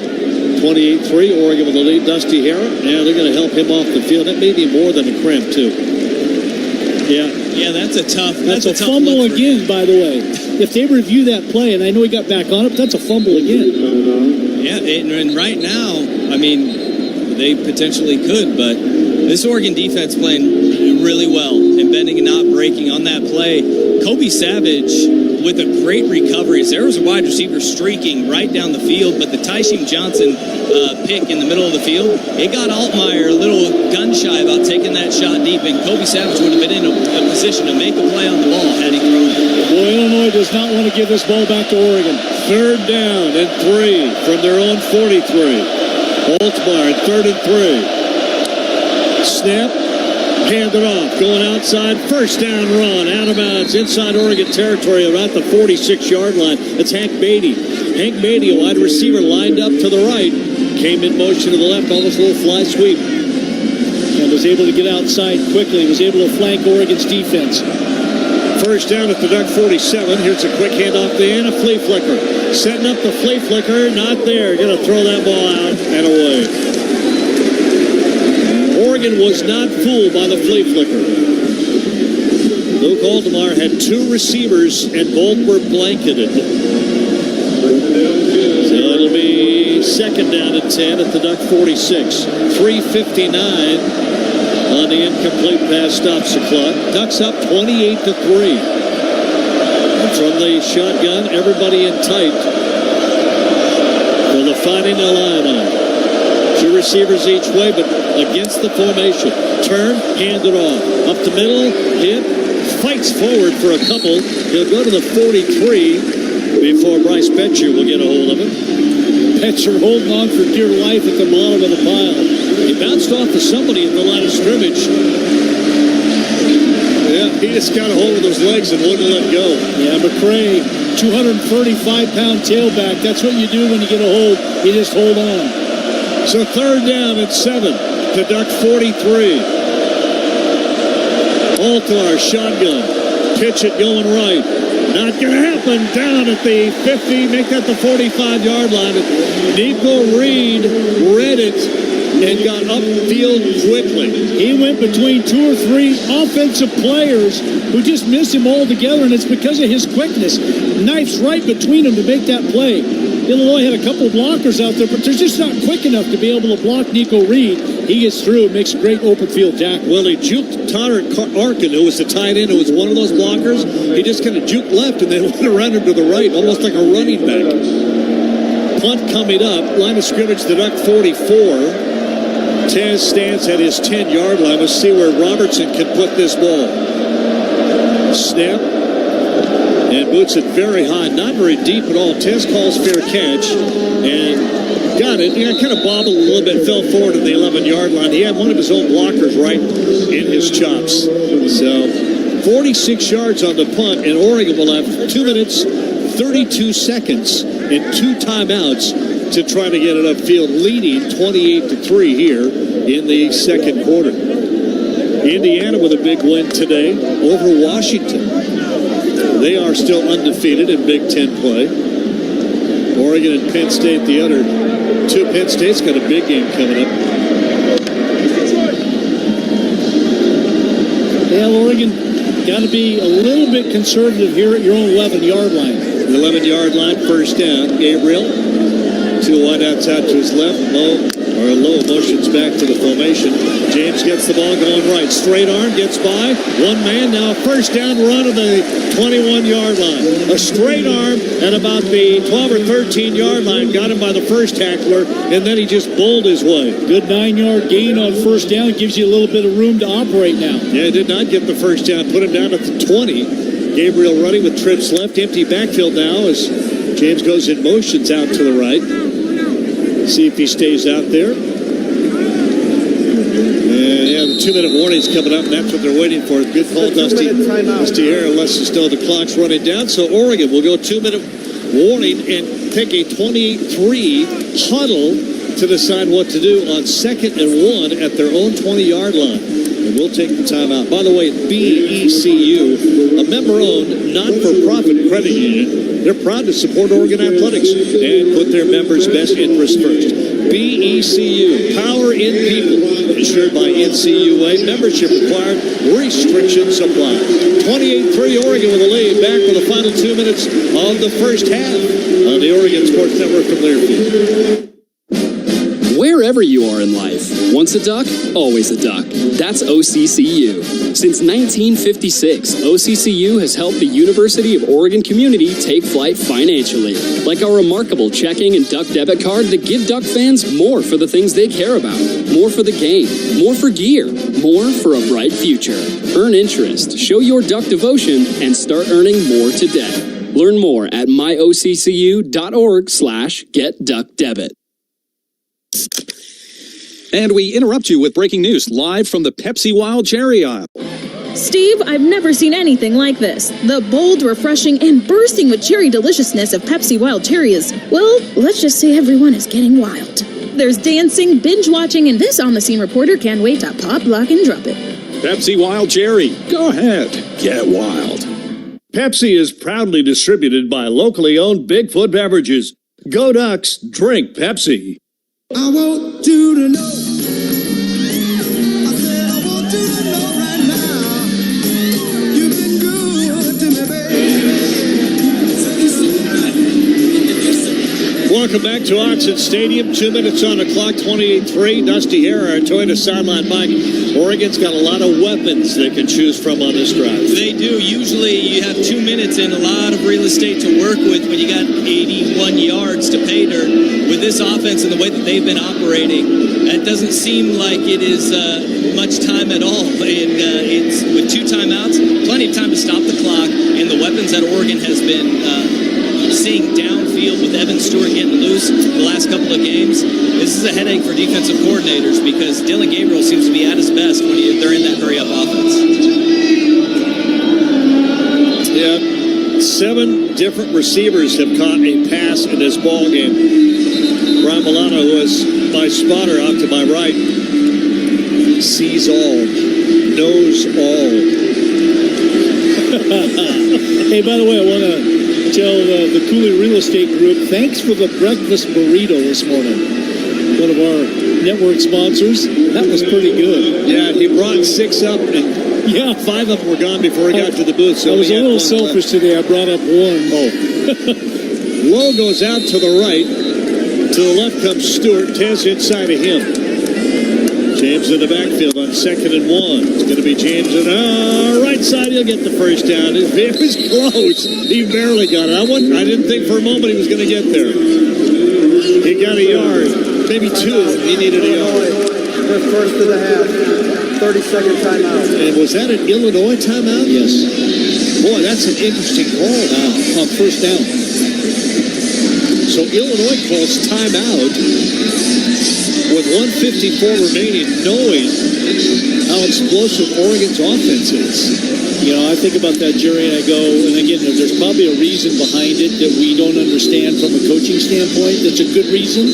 But I think about it and I go, you know what, if I got 3 timeouts, I use one after first down if you make a good play on first down, so that you've got 2 more on 2nd and 3rd, and then 1 left over for the offense to be able to operate. But Oregon makes the first down there right now, a minute 54 left here in the first half, leading 28-3. Illinois love to get it back. There was no timeout called on the play. Illinois has 3 timeouts remaining. That was an official's timeout. Okay. They just changed what they had said. They had said Illinois called timeout, and now they said no, it was an official's timeout. Illinois still has 3 remaining. At times today, I've felt like the officials, they've made a lot of good calls. They've missed a few. Every official's crew does. I just feel like they're having a hard time, and I think one of you said this, keeping up with the game. Yeah. 2 receivers come out to the left. Stewart way out to the left. Tez inside of him. Sadiq in motion to the right, back to throw. Pump fake. Over the middle. It's Tez. He's got it across the 40 to the 46-yard line of the Ducks. And Illinois with a man down at the 48, right where the tackle occurred. Caleb Patterson not getting up. 24 yards on a strike over the middle. And I'll tell you what, Gabriel was getting pressured, crunched as the pocket was closing in. Yep, and threw that ball through the receiver open again, threw it into the hole where it can't be intercepted, but that's where the wide receiver is all of a sudden going to appear, and that's what Tez Johnson does on the play. Looking to see if we can see what might have happened. I'm not sure. And he is in some pain. Caleb Patterson is not doing well. They'll roll him over onto his back.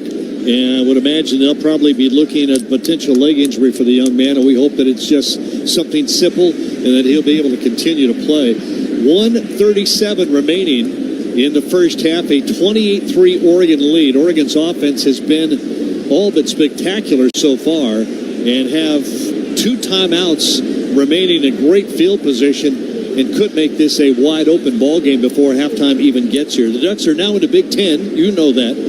Well, Hoodoo's stepping up. How about a Hoodoo? Hoodoo Ski Area has a big deal for all kids 10 and under. Kids 10 and under ski and ride free all day, every day at Hoodoo. It's a great offer. Hey, Dusty, down there on the field, when Dylan Gabriel followed through on that throw, he hit a defender's helmet with his arm. Is there anything that you see down there or can see down there that, because all of a sudden I see Dylan Gabriel playing catch with a bunch of guys? Yeah, the one thing that I do see is Chief, the trainer. He is not with Dylan Gabriel, and that's probably the best thing that we can ask for. So, yeah, he did kind of, sometimes, this, as that follow through, that can rattle you a little bit, and you got to maybe get numb in those fingertips. Caleb Patterson, with help, was able to get off the field, but he was favoring a leg. Here's Gabriel on first down at his own 46 to throw. Steps up, throws, catch made. It's Tez again, and he'll go out of bounds. But they keep the clock moving. Wow, I thought that was out of bounds. What do you... Sure seemed like... What are you looking at? Oregon's going to run in a hurry, though. Pickup of 6. Gabriel with a snap back to throw again. Plenty of time. Steps, throws it short. It's Whittington out of the backfield. He'll get the first down and still on his feet and out of bounds at the 30. Running through bodies is Noah Whittington. He ran through 2 guys that time. And right now with that clock moving, I don't think that hurts Oregon. I think that's to a disadvantage for Illinois to have this clock running. Whittington to the right of Gabriel. 2 receivers go each way. Sadiq motions back to the formation, sets up as an H-back. And now Oregon will look to the side for the play with the clock stop with 1:07 remaining in the first half. 28-3 Oregon. Gabriel and the Ducks trying to get more. Gabriel with a snap, back to throw. Good protection, swings it out. It's low, and a great grab down at the 12-yard line. That's a great wide receiver play. Torrey Cox Jr. was right there to make the play on the ball, and Lotus reached up over the top of him and took the ball away. 17 yards on the play. Boy, the confidence meter for number 14 is going up in a hurry. Here is first down at the 13-yard line and a whistle, and we may get a timeout, Illinois, this time. Timeout, Illinois. They're first for the half. So with 44 seconds remaining, it's timeout, Illinois. 28-3 Oregon, and Oregon will get the ball or kick the ball off. I beg your pardon. Illinois won the toss and elected to the first, so the Ducks will kick it off to start the second half. Oregon has more total offensive yards in this first half than Illinois gives up average per game. How about that? That's how well Oregon's offense is playing, and obviously the defense playing tremendous here right now, but Illinois averages, teams against them only average 344 a game, and Oregon's got 350. And the Ducks, by the way, average about 460 a game. They're going to be well into that in the third quarter if it keeps going the way it is. And as John Lundquist said, Illinois only 82 yards today. 2 receivers out to the left, Stewart and Tez, one to the right. And a little motion given to Whittington. Big hole. Whittington race to the foot. 5 inside of the 3. Foot race inside the 5. And another Illinois player down. And slow getting up. And this time it is Tyler Strain who is the backup to Torrey Cox. And Illinois just getting beat up. And let me say this. Oregon is out physicaling Illinois in a big way so far in the first half. Boy, they got them guessing. Have no idea what's coming next. And it's not just the guessing and the play calling. They're just physically manhandling Illinois on that side of the ball right now and all over the place. And then punishing them when they get that opportunity. This Illinois defense is wearing down in a hurry based on what Oregon offensively has done here in the first half. Whittington gets it to the 2-yard line, left hash. And limping, coming out of the game is Tyler Strain. So Illinois going to have to go deep into that secondary of the depth chart. They've got 2, Torrey Cox Jr. and Tyler Strain, who are out of the ballgame now in that secondary with injuries. Ducks will have first and goal with 37 seconds remaining and 2 timeouts. It will be Whittington beside Gabriel. 2 receivers go out to the right. And the snap, keep. Going to run down. Oh, shovel pass to Whittington for the touchdown. It looked like it was going to be a quarterback option, go left. Whittington was going to block for him, No, if I pitch it to him, he can score. And he gets a touchdown pass out of that, doesn't he? He does. That's a forward pass. It was like an option pitch. Illinois had defended the run, which is what they wanted to do at the beginning, and instead it ends up a semi-run, but Dylan Gabriel just pitches it forward to him. A forward pass is what it ends up, and he did it right-handed, by the way, too. Snapping to the extra point kick. Oregon is executing unbelievably on offense today. Here is the extra point try coming up to make it 35. Placement kick up, and that one is good.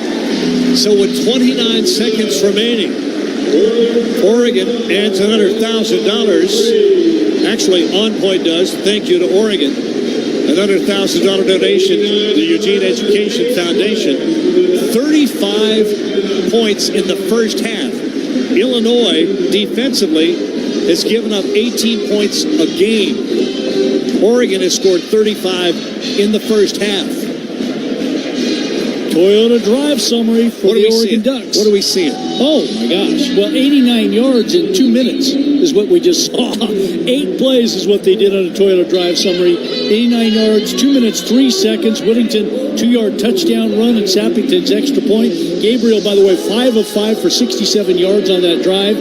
Oregon leads Illinois 35-3, 29 seconds here left in the first half. And, you know, one day, Dylan Gabriel's son or a grandson or somebody's going to say, hey, Grandpa or Dad, did you ever throw a touchdown pass right-handed? He just did right there. I didn't notice that. You're right. It was a little right-handed pitch. Dusty Hare down on the sideline, a kickoff coming up. And, well, we'll wait and see if this one goes to the end zone. Then we'll come down to you with 29 seconds remaining. But the execution by everybody on this Oregon offense right now. Each offensive lineman, wide receiver, running backs. There's a kickoff going high and going to go into the end zone and out. Dusty Hare, Toyota sideline mic. Oregon executing at a high level. Yes, and the execution carrying over from the first quarter to the second quarter.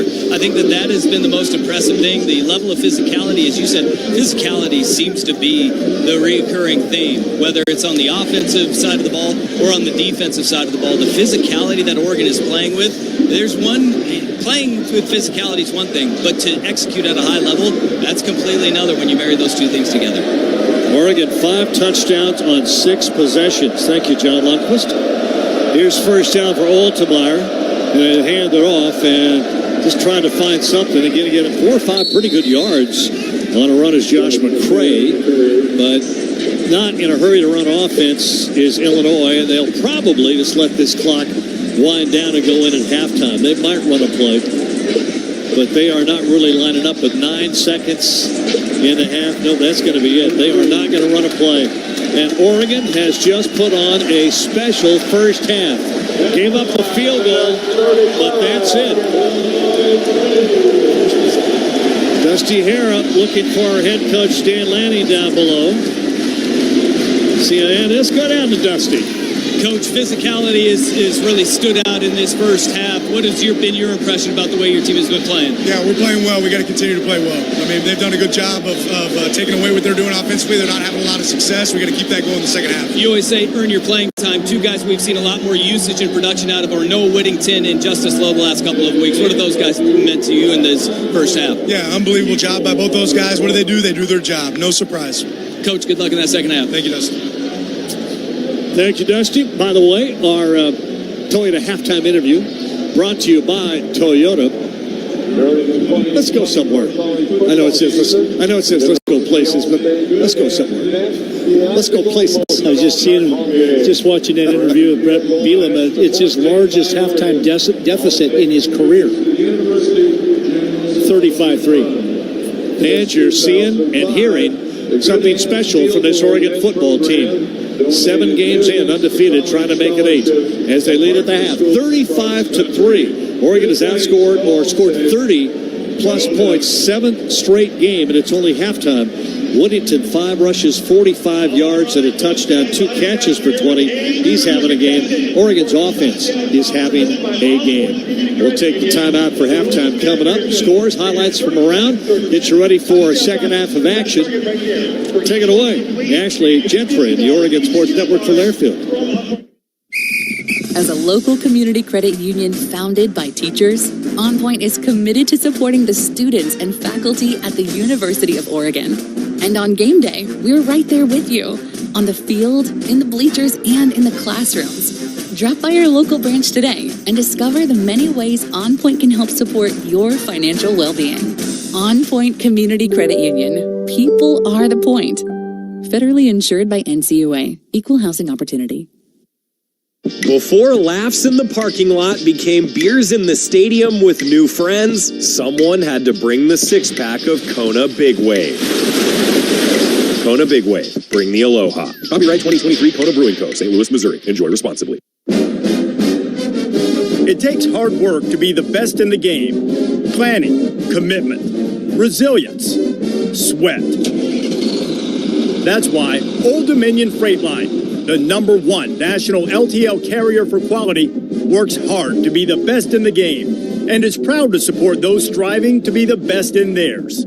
Old Dominion Freight Line, official freight carrier of Oregon Athletics, helping the world keep promises.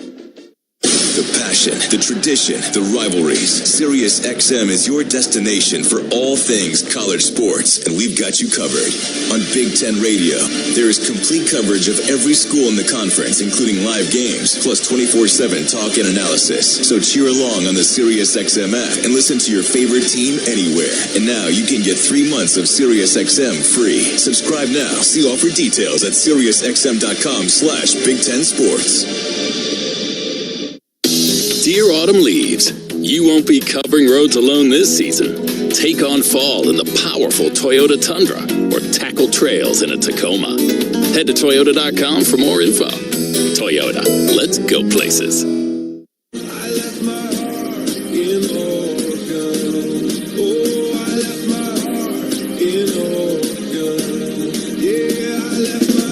The first half is in the books. Time now for college football's most refreshing halftime show. Presented by Coors Light. Choose chill. Proud partner of Oregon Athletics. Celebrate responsibly. A first half recap. Scores from the Big Ten and the rest of college football are all ahead on the Oregon Sports Network from Learfield. Back at Autzen Stadium, Coors Light halftime. Wow, dominance from the Ducks. 35-3 the score at the half. Oregon leads Illinois. Chris Clayton here with you in the booth at Autzen Stadium. Let's get into it. A lot of highlights to go over here from what was an incredible first half of play in favor of Oregon. Again, this is an Illinois team that's ranked 20th in the nation, and the Ducks are ahead 35-3. And it started early. Oregon got the ball at their own 17 to start the game. A 3rd and 7 early in the drive. They were able to convert. And then another third down conversion later in the drive. A couple clutch plays, capped off by this touchdown pass from Gabriel to Tez Johnson. Dylan Gabriel looks to the sideline for the play. Illinois adjusts their defense. Still an empty backfield. Snap, a straight drop to throw. Looks middle, looks left, looks right. A lot of time, a lot of protection. Now we'll throw it. It's caught. Tez Johnson outside of the 15 on a juke. To the 10, to the 5. He got to the pylon. Touchdown, Tez Johnson. Touchdown, Oregon. I'm going this way. Nope, I'm going that way. Now I'm going this way. How about 6? Yeah, you heard Jerry mention that juke at about the 15. That's what set Tez Johnson free, and he's able to get into the end zone. A 9-play, 83-yard, 4-minute touchdown drive. 7-0 Ducks early on. Illinois got the ball after a touchback at their own 25. The Ducks stuffed the Illini in their opening drive, a sack from Tatum Tuioti. The Ducks get the ball back. Great field position at their own 42-yard line, and Oregon with another big play going back to the air. Quick snap, pump fake on the screen. Want to go down deep. He's got low. Did he make the grab? He did! Justice Lowe reaches back, grabs that ball, rolls in. Touchdown, Oregon. part of a big first half from Justice Lowe with a couple big catches for 51 yards and that touchdown there and some key blocks by him as well. Oregon takes a 14-0 lead with 6:05 to go in the first.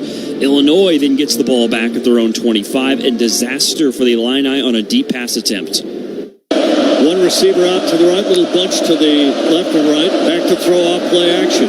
Looking way downfield, one to go deep. This one could be picked off, and it is. Tyshim Johnson with the interception, and it'll be dragged down at the 10-yard line. Tyshim Johnson just doing his job. The safety, he was right under the ball. He's able to run under it like a wide receiver and get the interception. The Ducks got the ball at their own 10-yard line. Didn't get anything going, though, with 3 and out for the Ducks. They were forced to punt. Illinois got the ball back, and a big story has been the Oregon defense. The Ducks able to stop the Illini on this drive to just a field goal. Illinois had their best drive of the game, went 6 plays, 46 yards. Only got a field goal out of it late in the first quarter. At this time, the Ducks lead 14-3. How does Oregon respond to Illinois getting on the scoreboard? A big-time drive with a number of big plays. Stick with us here. There's 3 big highlights from this drive alone, starting with this unreal catch by Tez Johnson. Whittington in the backfield. Here's Gabriel. A little screen. It is Tez who gets it. He's off to the races. 40, 50, and out of bounds at the 45. I said, because I thought that was going to get picked off. I did too. Dusty Hare down the sideline. Toyota sideline, Mike. You thought it might have been picked, Georgie, and I did too, but Tez Johnson with a one-handed spinning catch on the sideline. Just an amazing one-handed catch to get a big-time gain there. The Ducks, though, they were then sacked and then committed a false start. So it was a 3rd and 17. The Ducks get a big gain on a screen pass to Kenyon Sadiq. So it's a 4th and short. Big play as the Illini are within 11 at this time. And Oregon creative on the 4th and short. Janoris Wilson, an extra lineman for Oregon. Turn back and play action to throw. Throw it out. Herbert, catch inside the 25 and out of bounds. All the way to the 20. Make that the 18-yard line. How about that play? So Oregon with a play action catching Illinois off guard on the 4th and short. 19-yard completion to Patrick Herbert. Couple plays later, Dylan Gabriel into the end zone for Oregon. Whittington behind Gabriel. The snap and keeps going to go left and will score. Jumps into the end zone. Dylan Gabriel can hand it off. He reads the D, pulls it out, and jumps into the end zone going left. Well-designed play, and Illinois just not prepared to defend it, number 1. But number 2, and most importantly, Dylan Gabriel, the right read, pull it back out, and score the touchdown. 21-3 Oregon early in the second quarter after that 8-play, 65-yard drive in just over 4 minutes. And a big story in the first half, the Oregon defense. The Illini got the ball at their own 25. And on 3rd and long, Devin Jackson teeing off with a big play in the backfield for the Ducks. Empty backfield for Altamar. On 3rd and 11, straight snap to throw. Pressure hit, goes down. Back at the 20-yard line. Devin Jackson, the first Duck there, but he was not alone. Bull rush for Oregon. The entire defensive line. And by the way, upon replay on that play, that actually was a fumble. It probably should have been Oregon football in the red zone, but the play was blown dead, and Devin Jackson with a big-time sack. Illinois forced to punt. The Ducks get great field position still. Ball at their own 46. And another clean, crisp drive capped off by the highlight of the game so far. Here's the handoff. There's Whittington up the middle. Buster 5, 3, 2. Lowers his head into the end zone. Whittington will not be denied. Get out of my way. Get out of my way. Touchdown, Oregon. Noah Whittington. Slobber knocker, baby. Just run over it. Get in my way, and I'm going to tank you. And that's what Noah Whittington did. Oh, the highlight of the year, the slobber knocker baby call. Jerry Allen and Georgie having fun with that play. Wow, 18-yard rushing touchdown for Noah Whittington. He just ran over the defender Miles Scott. And the Ducks take a 28-3 lead midway through the second quarter. 6-play, 54-yard drive in just over 3 minutes.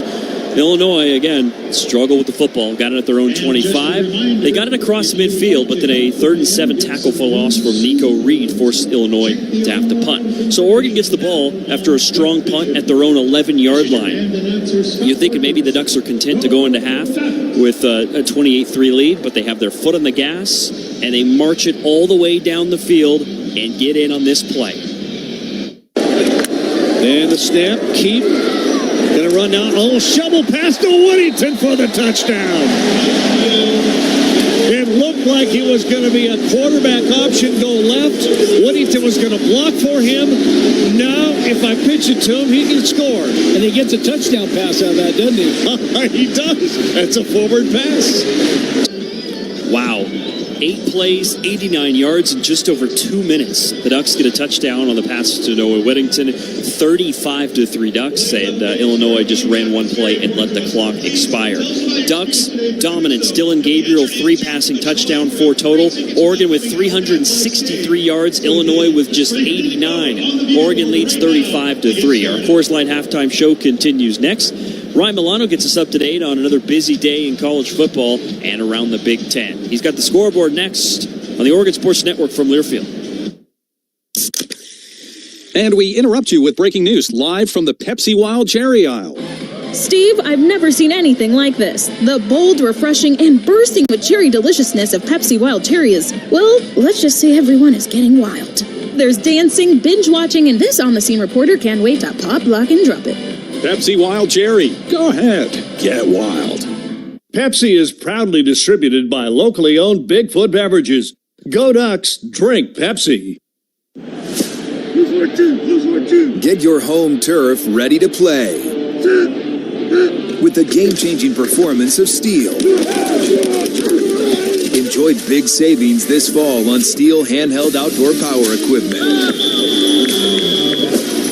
Find yours at over 10,000 local Steel dealers. Steel is a proud supporter of your Oregon Ducks. Real Steel. Find yours. Ducks. Wide open end zone. Fighting Illini. Touchdown, Oregon.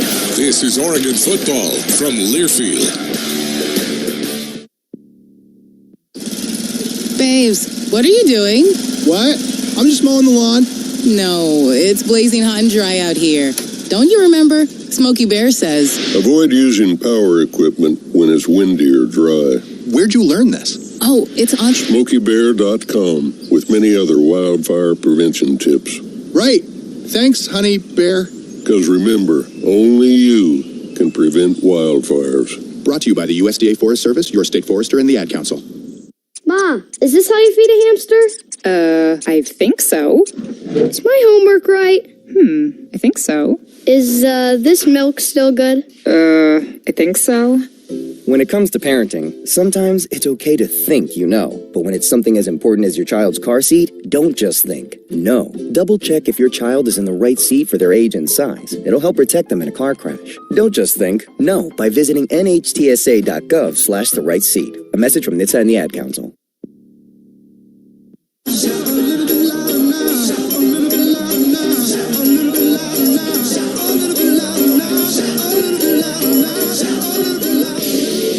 Time for another check of scores from around the Big Ten and the rest of college football. Brought to you by Safeway, official grocery partner and tailgate headquarters of the Oregon Ducks. Welcome back to the Coors Light Halftime. Ryan Milano with you, bringing you scores. Let's start around the Big Ten. This game is going on at Autzen Stadium. Oregon's taking it to Illinois, 35-3. 2 games went final from the early window. Ohio State held on to beat Nebraska 21-17. An interception on Nebraska's closing drive sealed it for the Buckeyes. Indiana gets a 2-touchdown win, 31-17 over Washington.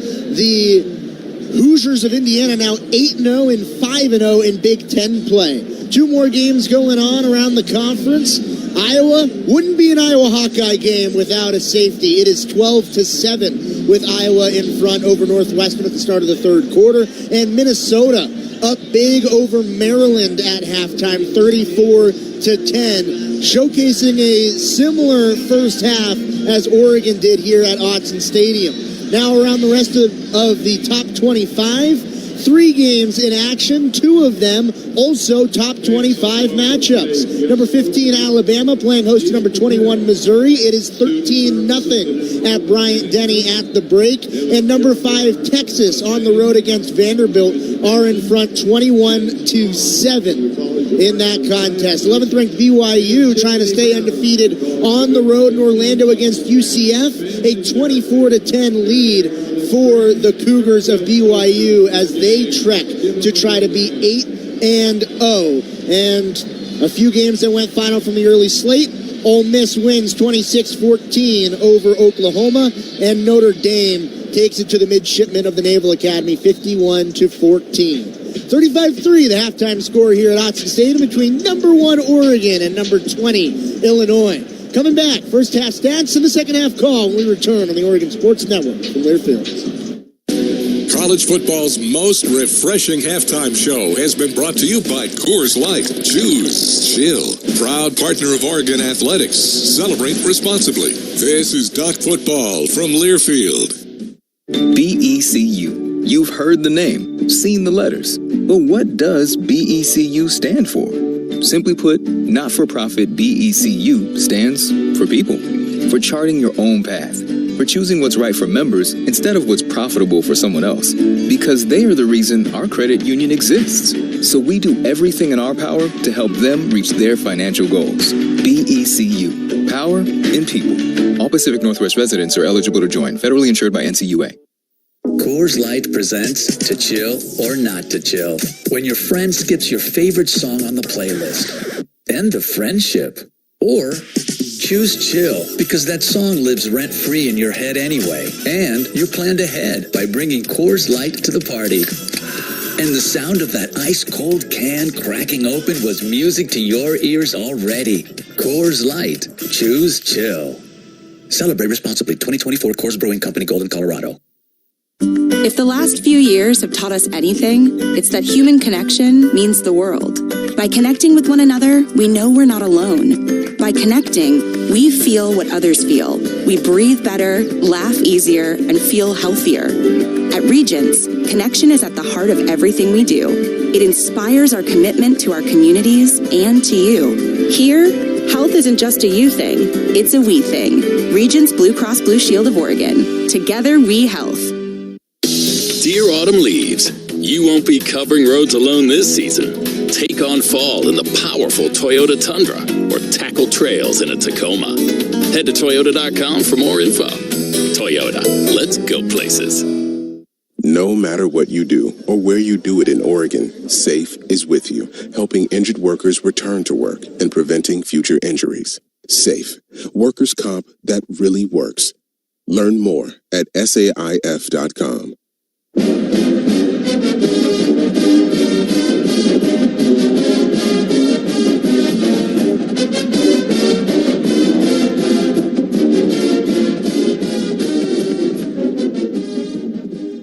This copyrighted broadcast is an exclusive presentation of Learfield under the broadcasting rights granted by the University of Oregon. Reuse of this presentation is prohibited without the express written consent of the University of Oregon and Learfield. Announcers are provided by Learfield and approved by the University of Oregon.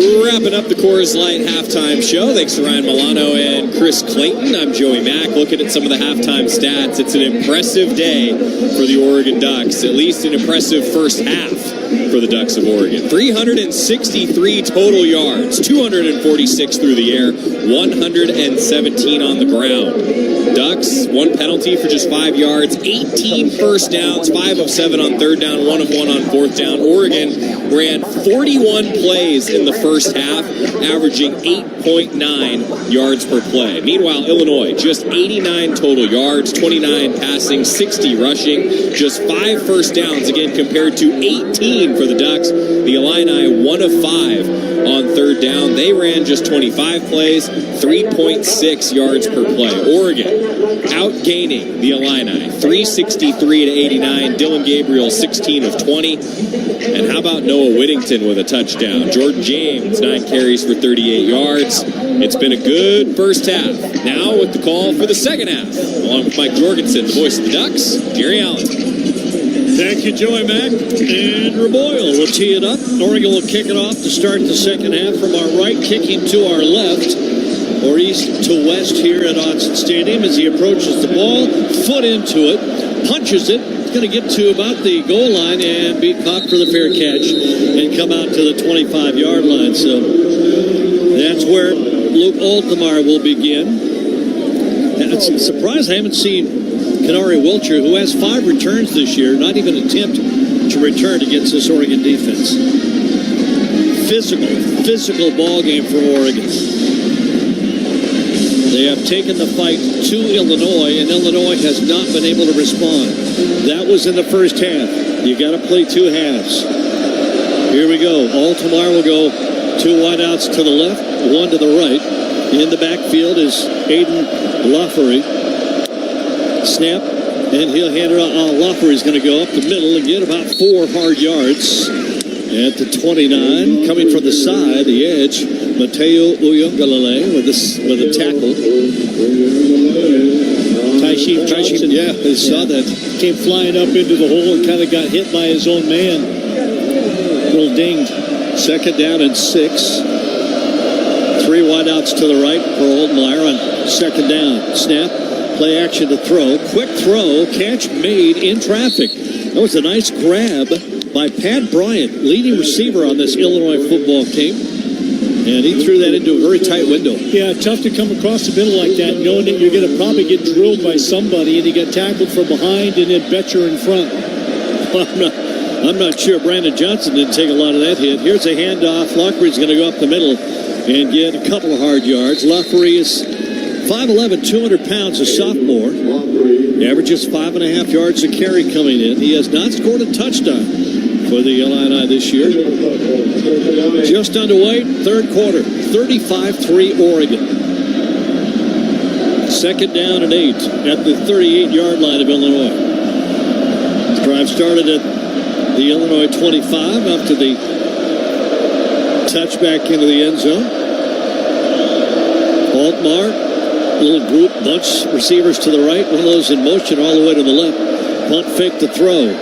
Running right, nobody open. Now just hits the little outlet man, Lockery, the out of the backfield. And a late flag comes all the way in from down about the 25-yard line all the way out to near the 50. That usually ends up against the defense when it's that far down the field. Possibly a holding type of penalty.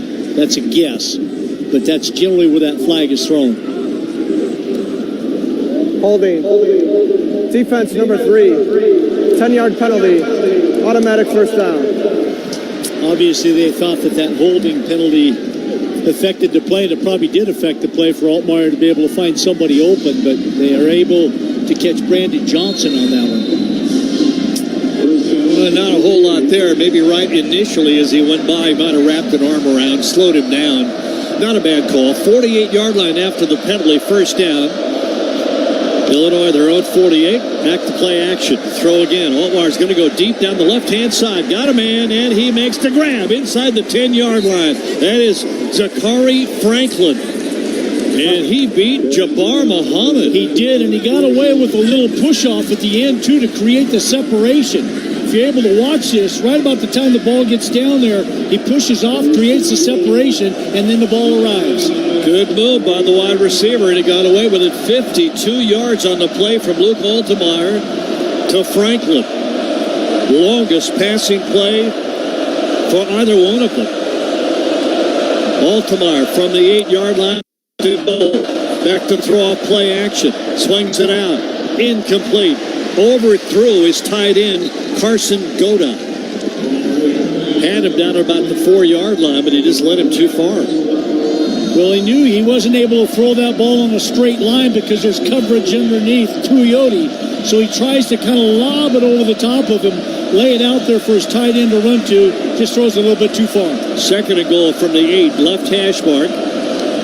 Way out to the left goes Franklin, dangerous receiver. Everybody else in tight, double tight end. And a direct snap on the Wildcat. The McCray goes right up the middle inside the 5 to the almost 3-yard line. Josh McCray, tailback, as a quarterback. Aldemar was under center and then went in motion and cleared to the right. Little trickeration. Ducks field it. And at the 4-yard line, it'll be 3rd down and goal from the 4. Oregon shuttling a lot of players in and out on this defensive stand. You got enough guys in there? Yep. And play clock down to 0. I'm not sure if they started it on time. Play clock might not have been set. Yeah, Coach Dusty Hare down the sideline. You can see Coach Bielema out on the field. Yeah, Coach Bielema is asking for a reset of the play clock, and I'm not quite sure why. It seems like official's timeout. We'll reset the play clock to 25. Second time we've seen that. Game management has not been at the highest level in this one, and it's not necessarily calls in the game, but quite literally the management of the clock and stoppages of play. 4-yard line, 3rd down and goal from the 4. Interesting to see Amarian Winston at the nose tackle position. Shotgun. Here's the pitch. Going right, spinning and getting to the 3, and that's it. They tried to go with the reverse fly sweep, and Oregon just defended it. Tyshim Johnson was the first one there. Yeah, Tyshim was the one who wrapped him up. And on 4th down, Illinois will go for it from the Duck 2-yard line. 4th and 2. Look at Amarian Winston is the nose tackle, which seems odd to me that you wouldn't try to just bully right through the middle if you're Illinois. Altamar. McCray to his left. Altamar, snap, back to throw. Sets and looks over the middle. It is knocked down, incomplete. Amarian Winston. He got through, got up, and swatted it out of the air. Not really trying to sack him, but just get in the throwing lane, and that's what the new big nose tackle Amarian Winston does on the play. With a lot of place, but not to him. He's in the right place. So Oregon will get it on downs at their own 2-yard line, 98 yards away. So what? You've seen this before. 35-3. Oregon with a lead and the ball back for the first time here in the second half with 10:44 remaining on the Oregon Sports Network from Learfield. First Interstate Bank is the proud sponsor of the Community Hero Program. Throughout the year, Duck fans have been submitting stories about heroes in our community. And First Interstate Bank wants to recognize Jeff Perkins. Jeff serves as a public safety communications specialist for the Oregon Department of Emergency Management and as a sergeant in the Army Reserve. His leadership has been crucial in managing Oregon's wildfire seasons, safeguarding lives and land. Jeff also coaches youth sports, mentoring young individuals with values of teamwork and resilience. On behalf of First Interstate Bank, thank you, Jeff Perkins. Hey, mighty Oregon fans, get ready to make some noise with the McDonald's Game Day Bundle all season long, exclusively in the McDonald's app. Score big for your whole squad with the Cheeseburger Pack, featuring 2 classic cheeseburgers, 20-piece chicken McNuggets, and 2 orders of the crispy golden medium fries you love, all for just $14.99. How's that for a W? Must opt into rewards at participating McDonald's, valid through 2024-25 football season. Ba-da-ba-ba-ba. I want you to know. I said I want you to know right now. You've been good to me, baby. Welcome back to Autzen Stadium, where the Ducks lead 35-3 or the Fighting Illini, Illinois. Duck fans, check out PizzaHut.com for great deals. No one out-pizzas the Hut. And thanks to Country Financial, not only for sponsoring our broadcast booth every game, but a proud sponsor of the Ducks. Makes insurance easy. Worry less and feel more confident with insurance designed to meet your specific needs. Visit countryfinancial.com to get started today. Experience more with Country Financial. Well, Oregon's defense I know, again, we've talked about it. Dusty, Oregon's offense, 35 points in the first half. Everybody's looking at Dylan Gabriel, what he's doing, and the receivers and the running, everything. Oregon's defense really taking the headlines in this season right now. I mean, they're just smothering. And doing it in a variety of ways, right? I mean, Amarion Winston, the ability to make that play from the nose. Jorgie brings it up. He's playing the nose on the goal line. This is a guy who's been playing stand-up outside backer, undersized, twists around, makes a heck of a play, and you love to see it from an Oregonian. Speed from the middle guy, huh? Here's first down at the 2-yard line. Gabriel going to hand it off. Up and again outside. James get the 5-10, almost down the sideline, goes out of bounds at the 11-yard line. Bounced it outside. Everybody packed inside. He bounces it outside and immediately gets outside containment and up the field for a nice gain on first down to the 11-yard line. Really gets a defense questioning themselves. Are they going to throw the ball? Are they going to run the ball up the middle? Are they going to go outside? Oregon really got him guessing. Herbert sets up tight end right. Trips to the right. Gabriel handed off again. James right up the middle. Powers his way for the first down all the way out to the 12-yard, make that the 17-yard line. Just the push there. Yeah, the offensive line is just owning the trenches. Yep, there's no more stalemates. A lot of times that's all Illinois is looking for in the trenches is create a stalemate, create a pile, and you can't run anywhere. Right now, Oregon's getting pushed. One receiver alone out to the right, maybe Stewart. The other three bunched to the left. One of those is the tight end, Herbert. Now low in motion to the right. And Gabriel is back to throw off a little play action. The screen set up. It's Herbert down 20, 25, 30. Sideline with a block. 40, out of bounds. At about the 45-yard line. Mark it at the 46. Rumbling, stumbling down the left side. A big tight end, Patrick Herbert. Well set up screen pass and a nice job by Herbert setting up the blocks. I didn't see who the blockers were downfield, but a couple of ones that he sets up, comes inside, bounces back outside. Nice gain on that play. Inapani Laulu is one of those guys giving him extra yards downfield. Here's first down at their own 46. Gabriel turned, and it off James. Picks the hole up the middle and goes for a quick 8 yards, 9 yards. He'll go to the 44, and that's very near a first down, and they're going to give it to him. 10-yard pickup for Jordan James. 35-3, Oregon with a lead. 8:52 left here in this third quarter. Stewart and James go out. Jaden Lamar, I believe, in now at a running back. Lowe sprints way out to the right. And the Ducks go with, looks like Whittington, Sadiq just in front of Gabriel to the right. Salapiaga to left tackle. How about that? Here's the Lamar going right, going to get stuck just across the line of scrimmage. Might have wanted to cut that up. He tried to go outside and ran right into the strength of Illinois' defense on that tackle. Yeah, too bad there. He's going to lose that battle most of the times. Hard runner and Jade Lamar, but two very physical defenders there, unblocked, are able to make the tackle. So it will be second down, a yard gain, 2nd and 9. 2nd and 9 at the 44 of Illinois. Pistol look with Lamar behind. Gabriel, motion man, turn and play action to throw. Pressure down the middle, throws it a little behind Lowe. Little pressure had Dylan Gabriel trying to spin and throw the ball back, and he just couldn't get set. And Lowe had to reach too far back to get it. Yeah, Jerry, I think you said it right there. Not only was he able to not get set, he was just about a half second late in throwing that ball. Needs to hit low before he's getting to the defender, because what he had to do was throw it away from the defender, and that's about the time that Lowe was getting to the defender. So third down and 9 from the 44 of Illinois. Three receivers, a little bunch out to the right. And one of those will come back, and that's Lowe. He's going to set up to the left-hand side. And Gabriel back to throw. Steps, throws, incomplete. Tried to get it to Lowe again at the 40. Would have been way short of the first down.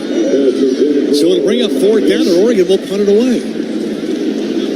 Well, at least you re-flip the field here. This drive started at their own 3-yard line. Had some promising plays moving down the field. That one, you're trying to go low. Even if he catches that ball, he's probably 6-7 yards short of the first down. But it would have probably given you an opportunity to think about going for it. This is Luke Dunn into punt for Oregon. Line of scrimmage of 44. Not a fake. They will punt it away very, very high. Headed near the sideline. Going to bounce at the 5 and be down at the 5. Noah Woodington got downfield. No, not Woodington. I beg your pardon. Dante Manning gets downfield and catches that ball on one bounce at the 5-yard line. So a tremendous punt by Luke Dunn of 38 yards inside the 20. And you get him inside the 20, that's a job well done. You get him inside the 10, that's really good. Pinch him at the 5-yard line. Doesn't get a whole lot better than that. By the way, Jordan James, 63 rushing yards today, 780 rushing yards this season, surpassing 759 he had all of last season. So he stepped it up. We got a timeout. 7:28 remaining. Third quarter, 35-3. Oregon with a lead. Give the ball back to Illinois at their own 5. When we come to our Country Financial broadcast booth here on the Oregon Sports Network from Learfield. No matter what you do or where you do it in Oregon, SAFE is with you, helping injured workers return to work and preventing future injuries. SAFE, workers' comp that really works. Learn more at SAIF.com. Dear autumn leaves, you won't be covering roads alone this season. Take on fall in the powerful Toyota Tundra or tackle trails in a Tacoma. Head to Toyota.com for more info. Toyota, let's go places. At U.S. Bank, when they say they're in it with you, they mean it. Not just for the good stuff, the grand openings and celebrations, although those are pretty great, but for all the hard work it took to get there, the fine-tuning of goals, the managing of cash and workflows, and decision-making. They're in to help you through all of it, because together they're proving day in and day out that there is nothing as powerful as the power of us. Visit usbank.com to get started today. Equal housing lender, member FDIC, copyright 2024, U.S. Bank. Oregon. Gonna give it up, and he didn't get it. Illinois. And Oregon rose to the occasion. From the Country Financial broadcast booth alongside Mike Jorgensen, here's the voice of the Ducks, Jerry Allen. Along with Jordy, Joey back up behind us. Obviously down on the field, Dusty Hara. Ashley Gentry back in the studio, making sure everybody along the network can hear us. Ryan Milano, my spotter, and Chris Clayton, who is sitting up next to Joey doing nothing.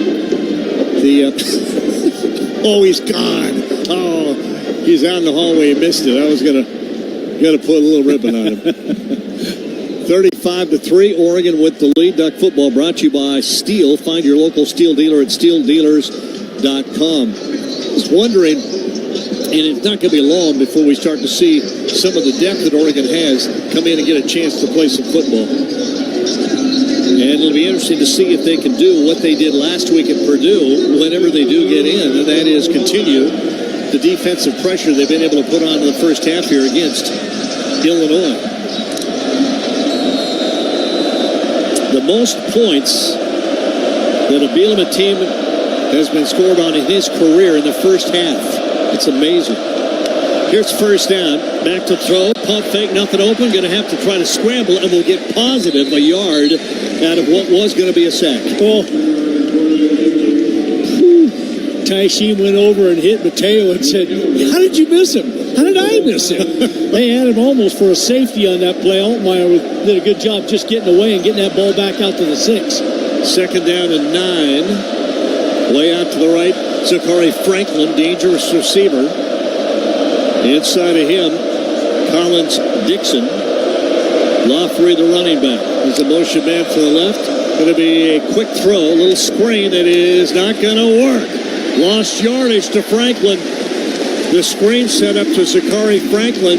Taishim Johnson, the first to get there. Then Dante Manning was right there with him. Boy, just no blockers to be able to help out the receiver out there. And in fact, if there are blockers, they ran just past the defenders for Oregon. So that play was dead on arrival. Third down, Illinois. Back to the original line of scrimmage, third down and 10. 6:20 mark of the third quarter. Still 35-3. Here's third down and long. Two receivers out to the left, one to the right. And the snap. And hand it off. Up the middle, it'll be a very short gain. It'll bring up fourth down. Whoa! Wait a minute. That's a flag. Derek Harmon did not need to throw the ball carrier down after the whistle had blown.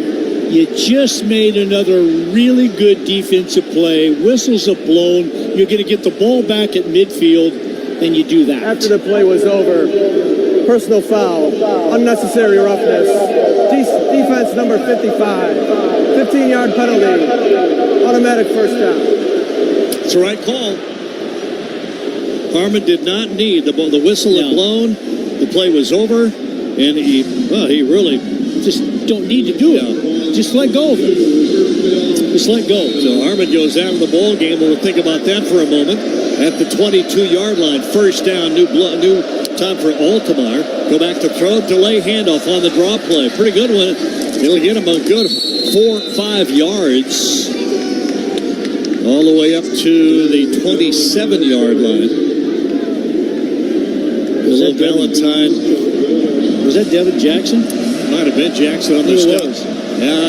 Second down, and whistles blow. Flag down. Now we got a little pushing and shoving going on, and the fans see it. Before the ball was snapped. False start. Offense number 75. 5-yard penalty. Remains second down. Must have been a little pushing and shoving going down there after that whistle was blown. There was. 5-yard penalty will take it back to the 22-yard line of Illinois. So second down and 10. Down over, but now second and 10. Waldmeyer, shotgun. Motion moves left. Going to hand it off again. Out of the backfield, nothing there. Maybe to the line of scrimmage, and that's it. It'll be third down and 10. There's just not a lot of room to run against that Oregon defensive front.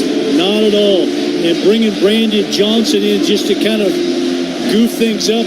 The tailback never really has a chance to get his momentum going forward, read blocks, because Oregon's so disruptive. Here's third down and 10 from the 22 of Illinois. Omar with a snap and drop to throw. Pressure comes, runs away from it. Now will run himself. 30, cuts it upfield and goes down for the first down at the 35-yard line. Flag on the far sideline. There's a flag way over right in front of the Oregon bench. Not a clue. Offsides, maybe?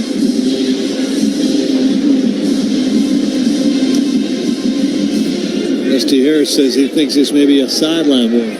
This is Oregon's official sideline warning. Sideline warning to Oregon. Dusty Harris, you got yourself too far out on the sideline there, man. You can't do that. Yeah, my bad. No. I'm no stranger to the sideline warning. I know when I see it, and when the coaches get a little bit too close, they got in the way the line's judged, and you get your first warning. All right. First down at the 35-yard line. Next warning will be a penalty. Here's Altamar. Hands it off again. Valentine's going to get stuff. Short gain. A yard. It'll be second and 9. 4:23. Clock moving here in the third quarter. 35-3. Oregon with the lead. Oregon is 418 yards of offense to Illinois' 172. We got a lot of that 172 on that last drive that ended at the 2-yard line of Oregon. Second down and 9. Illinois at their own 36. Altamar, that shotgun, 3 receivers right, 1 left. Snap, back to throw. Sets, wants to go deep, right side. It is incomplete. Well defended. Right there is Brandon Johnson. He's staying right with wide receiver Hank Beatty. There was no room on the sideline for that ball to be caught. Running stride for stride with Beatty, and then began to trap him right on his back where Beatty was going to have to go through the defender to get to the ball. Nice coverage there by Brandon Johnson. Third and 8. Third and almost 9. Illinois this year, 43%. They've only made 2 third down conversions in 8 tries today. The snap, Altamar to throw. Quick throw out to the flat. It's going to be caught, and it's going to be a first down the sideline, and finally punched out of bounds up at the Oregon 46-yard line. Boy, they just lost him altogether. Looked like Oregon had it well defended, even with bringing extra guys after the quarterback. But Altmaier was able to find McCray on the outside. He had a lot of room to run up the sideline for the first down into Oregon territory at the 46. Right hash, two receivers come out to the right, H-back that side as well, and one receiver along the left. Altmaier going to hand it off again and going left side and getting through one tackle and pulling for about 3 or 4 yards, almost 5 to the Duck 41 is McCray. Josh McCray, again, a 6'1", 235-pound junior. A lot of times you need two guys to bring him down. Big, powerful back. 3:03 and the clock moving under 3 minutes now here in the third quarter. Second down and 5. Altmaier from the shotgun. Snap, back to throw. Steps up, wants to go deep again. Down the middle, and it is incomplete. Dante Manning is right with the receiver. The intended receiver was Zachary Franklin. Just well played by Dante Manning. Yeah, Franklin did a nice job of keeping Dante Manning on his back. Manning knew it, so it's just a matter of, okay, time to jump. Get that left hand up there and bat it away. Nice play by Dante Manning. Nico Reed and Dante Manning have upped their game the last couple of weeks. Right time to be doing it, too. 2:43 left third quarter. Third down and 5 for Altmaier. Ducks ready to go. Hand the ball up. No, he kept it. Going to run right. Throw near a first down. And I think it's going to be enough for a first down at the 35 of Oregon. It will be. Tight end Tanner Arkin with the grab. Nice play by Altmaier to sprint outside and gain himself some time. Got away from Tatum Tuioti, and then the tight end gets outside on the play. Tyshim Johnson just a little bit too far inside to be able to make up that ground and push him out of bounds. Makes the first down at the Oregon 35. Right hash approaching the 2-minute mark of the third. Trips out to the left for Altmaier. Back to throw again. Looking middle all the way. Throws and flagged down, but a catch made at the 18-yard line. What a grab by Pat Bryant. He had a duck draped all over him, and he came out with that football. Manning was defending. He held him, no doubt about it, but he made the catch. Had that left arm wrapped around him and still a completion on the play. Prior to the pass, holding defense number 8. The penalty is declined. First down, Illinois. Yeah, you want the yardage, huh? Yeah, I would have said pass interference. I don't know where. I guess the holding was when he was trying to come out of his break. But Dante Manning had his left arm wrapped around him about the time the ball got there, so he kind of had his choice how he wanted to call it. 14th play of this drive for Illinois. 35-3. Oregon with a lead. Try not to give up more. Altmaier out of the pistol. Snap. Back to throw. Quick throw out to his running back. Outside was Franklin. A wide receiver is going to get about 6 or 7 yards. And all of a sudden, Illinois finding a little something offensively against this Oregon defense. Reached out with one hand and pulled that thing back in. Zachary. Nice play. Well, I'll tell you what, Illinois doing a nice job on this drive, but the more you get into the play count, the tougher it gets to score. You run this many plays, sooner or later a mistake will happen.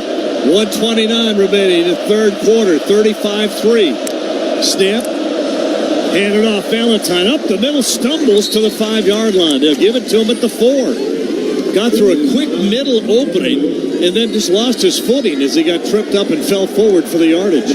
Second down and goal. Nice hole up the middle. Down to a minute remaining, third quarter. Oregon defense trying to dig in. First and goal from the 4. Handed off to Valentine, looking for the hole, gets it to the goal line, and he got it in. Touchdown, Valentine. Khalil Valentine got the tush push at the 1-inch line, and then it was a matter of whether they were able to hold him up, but the offensive line for Illinois got him to push. And it is a 35-9 game, and Illinois looks like, Georgia, they're going to go for 2. Trying to get within 3 scores. If you can make it 35-11, you're 3 touchdowns and 3 2-point conversions away, if that's what you're looking for. That was a 16 or 17 play drive. Yeah, 16. Here's the two-point try. Back to throw. Pump fake. Aldemar's going to try to run somewhere. Throws to the back of the end zone and throw it away. It looked like he wanted to keep that ball up. Pump fake screen to the right, and it was going to keep it. Go up the middle? It looked like it, yet I couldn't tell if they were trying to fake the quarterback draw to come back out of it to fool everybody. But at the same time, I think it was a quarterback draw. Oregon had it sniffed out, and then it was ad-lib time for Altmaier, and Oregon stops the two-point conversion. Well, if it wasn't for Derek Harmon and that personal foul, roughing, or unnecessary roughness, Oregon would have had the ball back. He gave Illinois life. Those are the kind of mistakes that Dan Lanning and that coaching staff do not like. 35-9. 46 seconds left here in the third quarter. We'll go away and come back to our Country Financial broadcast booth on the Oregon Sports Network from Learfield. Hear that? That's the sound of your life. Perfectly imperfect. Beating in rhythm to the world you've created. But every time you drive after drinking, the music gets drowned out. Your life sounds pretty great. Don't let a buzz ruin it. Buzz driving is drunk driving. Don't drive buzzed. A message from NHTSA and the Ad Council. Hey, so what's a great way to spread awareness that driving high is illegal everywhere? A catchy song, of course. You can run, or you can't drive high. You can run, or you can't drive high. Friendly reminder, don't drive high. If you feel different, you drive different. Brought to you by NHTSA and the Ad Council.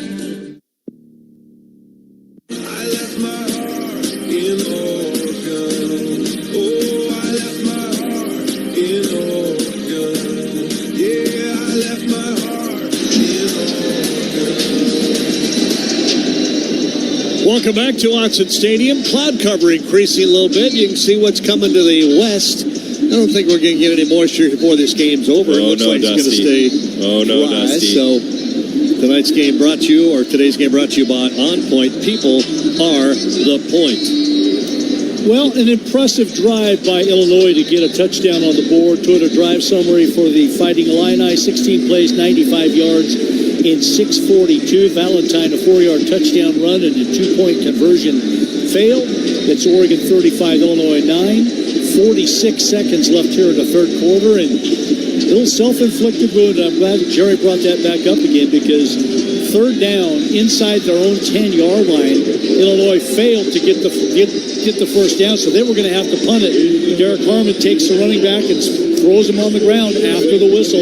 Personal foul.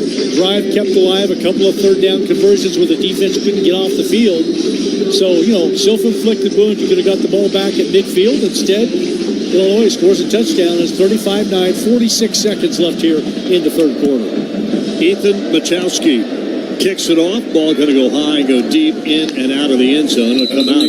Dusty Harrow with our Toyota sideline. Mike, you kind of like that 2-point defense that Oregon put up, huh? Yeah, again on the goal line, Amarion Winston holding his own on the interior. He and Mateo Uiagalelei really broke that up and made Altmaier throw that thing away, despite the fact that it looked like Pat Bryant Jr. had come free, and Altmaier was just panicking, though, because of the pressure by those two guys. And they have been very impressive, again, all game long to this point where we're almost 3 full quarters through.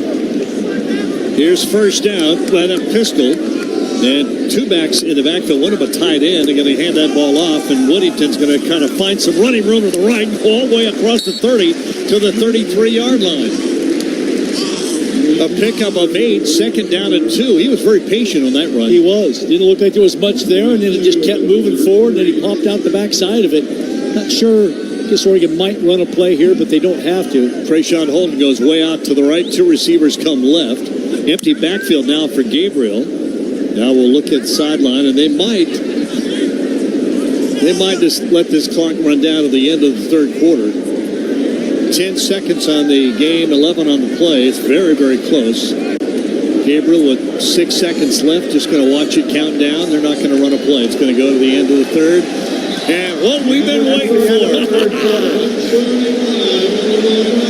So 35-9 after 3. Stadium, for the most part, pretty much full, and this is a big reason it's pretty much full. It's time to shout.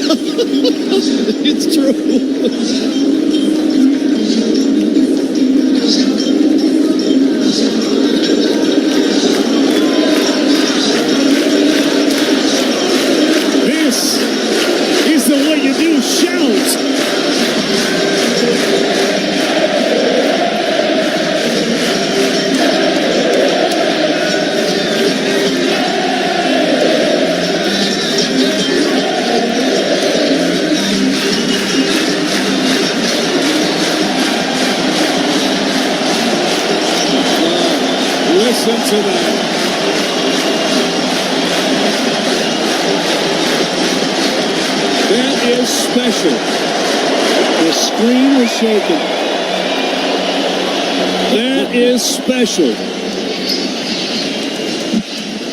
That's the way you do shout. And Oregon fans, nobody does it better. 35-9, quarter 3 out of the way. Stats in that third quarter. That just energizes me. That just gets me going. I feel like a kid again. First downs, Oregon 21, Illinois 14. Rushing yards, Ducks 151, Illinois 107. Passing yards 275 to 130. Total yards Oregon 436 to 237 for Illinois. In that third quarter, Illinois outgained Oregon 148 to 63. So Oregon's offense did not get on track in that third quarter. Here's first down. Snap. At second down and 2, rather Whittington's going to get it across the 35. He'll get the first down, second and 2. He gets the first down. Yeah, that was last week, too, where Oregon did not really play well in that third quarter with a big lead, just like they have today.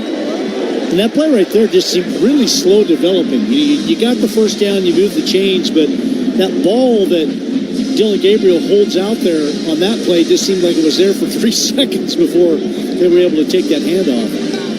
First down at the 36 of Oregon, almost in the middle of the field. And play action, back to throw with time, way down the middle. He's got Tez, and it is intercepted at the 30-yard line. The 35 return to the 40. Now the 45-50, inside and out of bounds at the 44-yard line. Picked off. Now, I'm going to have to go to the depth chart because they're down so many quarterbacks. That is Well, it says Tyson Rooks, wide receiver. Their punter is 19, Hugh Robertson, so I don't have a 19 on my board defensively in the secondary. Well, Tyson Rooks, a wide receiver on our roster, was able to come off the receiver on the outside and drift back to the inside where Tez Johnson was. And that's where the ball was thrown by Dylan Gabriel. He just kind of played center field on the play, made the interception. And here's maybe the reason why. Torrey Cox and Tyler Strain, two cornerbacks, out of the ballgame with injuries in the first half. And maybe Tyson Rooks having to play as a wide receiver in that secondary. And he just made the fifth interception thrown by Dylan Gabriel, and Illinois with great field position will have it when we come back. 35-9, Oregon with a lead here at Autzen Stadium. After shout, that brought the crowd back down on the Oregon Sports Network from Learfield. Wherever you are in life, once a duck, always a duck. That's OCCU.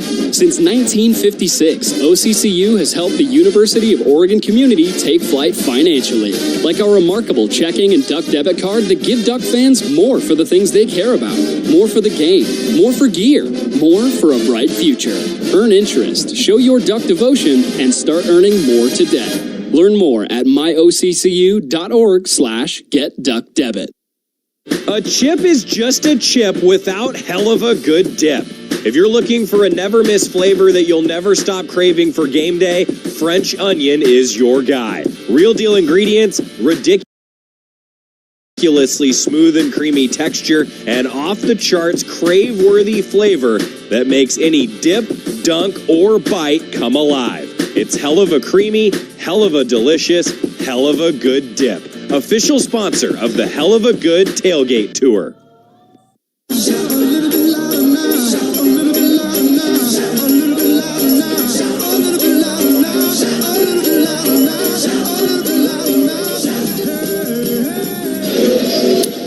Welcome back to Autzen Stadium, where Duck football is brought to you by Toyota. Let's go places. And by Safeway, the official grocery partner of your Oregon Ducks. Stop by Safeway to play the Score Big Sweepstakes. Enter for a chance to win great prizes. How about duck gear or even season tickets? 23 yards on the interception return to set up great field position at the Duck 43-yard line. And the fifth interception by Dylan Gabriel, and he underthrew that ball. Yeah, and Tyson Rooks took advantage of the underthrow by cutting under the pattern. And it's one of those ones where it's easy to see it afterwards and kind of say, yeah, here's what he should have done. But it's one of those ones where if you put it up and up high and deep down the field, you allow Tez to run under it. Instead, he tried to throw it on a line, and Tez would have run right by Rooks if he lays it high. Instead, it allows Rooks to go right underneath it, jump up high and make the interception on a line drive throw, and a nice return back into Oregon territory. So Illinois down 35-9, 14-10 left in the game with the ball. Woffrey, the running back, beside Altmaier. Out to the right is Bryant. Two receivers left, back to throw quickly.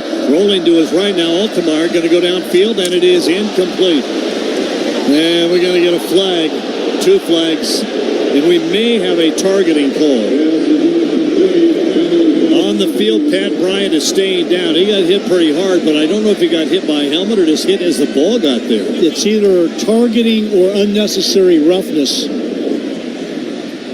Personal foul. Targeting.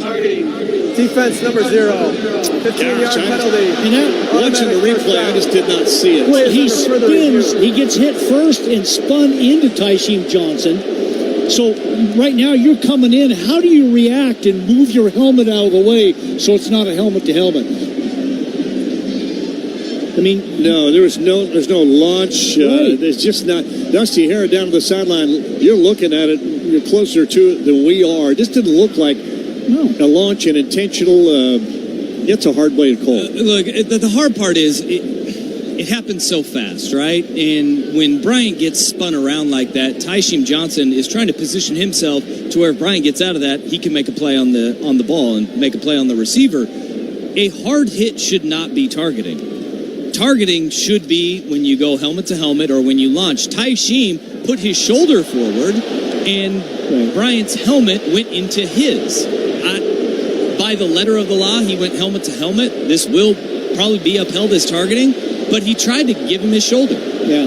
I would not be surprised if they said no targeting. It just is not. It's not. It's a football play. It's a football play. He's coming in to lower with his shoulder, not thinking that Bryant is going to end up being spun backwards and around and end up in that type of position. And he didn't duck his head to target with his helmet. It hit him in the ear hole, basically. Bryant is still down on the field now. Call. After review, there is no foul for targeting on the play. Good call. Pass is incomplete. Second down. Good call. Yeah, good job on the replay, guys. And we all want the safety of the players down there, right? Receivers, defenders, whatever it might be, because, it's not just protecting the receiver, it's protecting the tackler who comes in leading with the helmet. And he didn't on that one. That's a good call, good clean hit.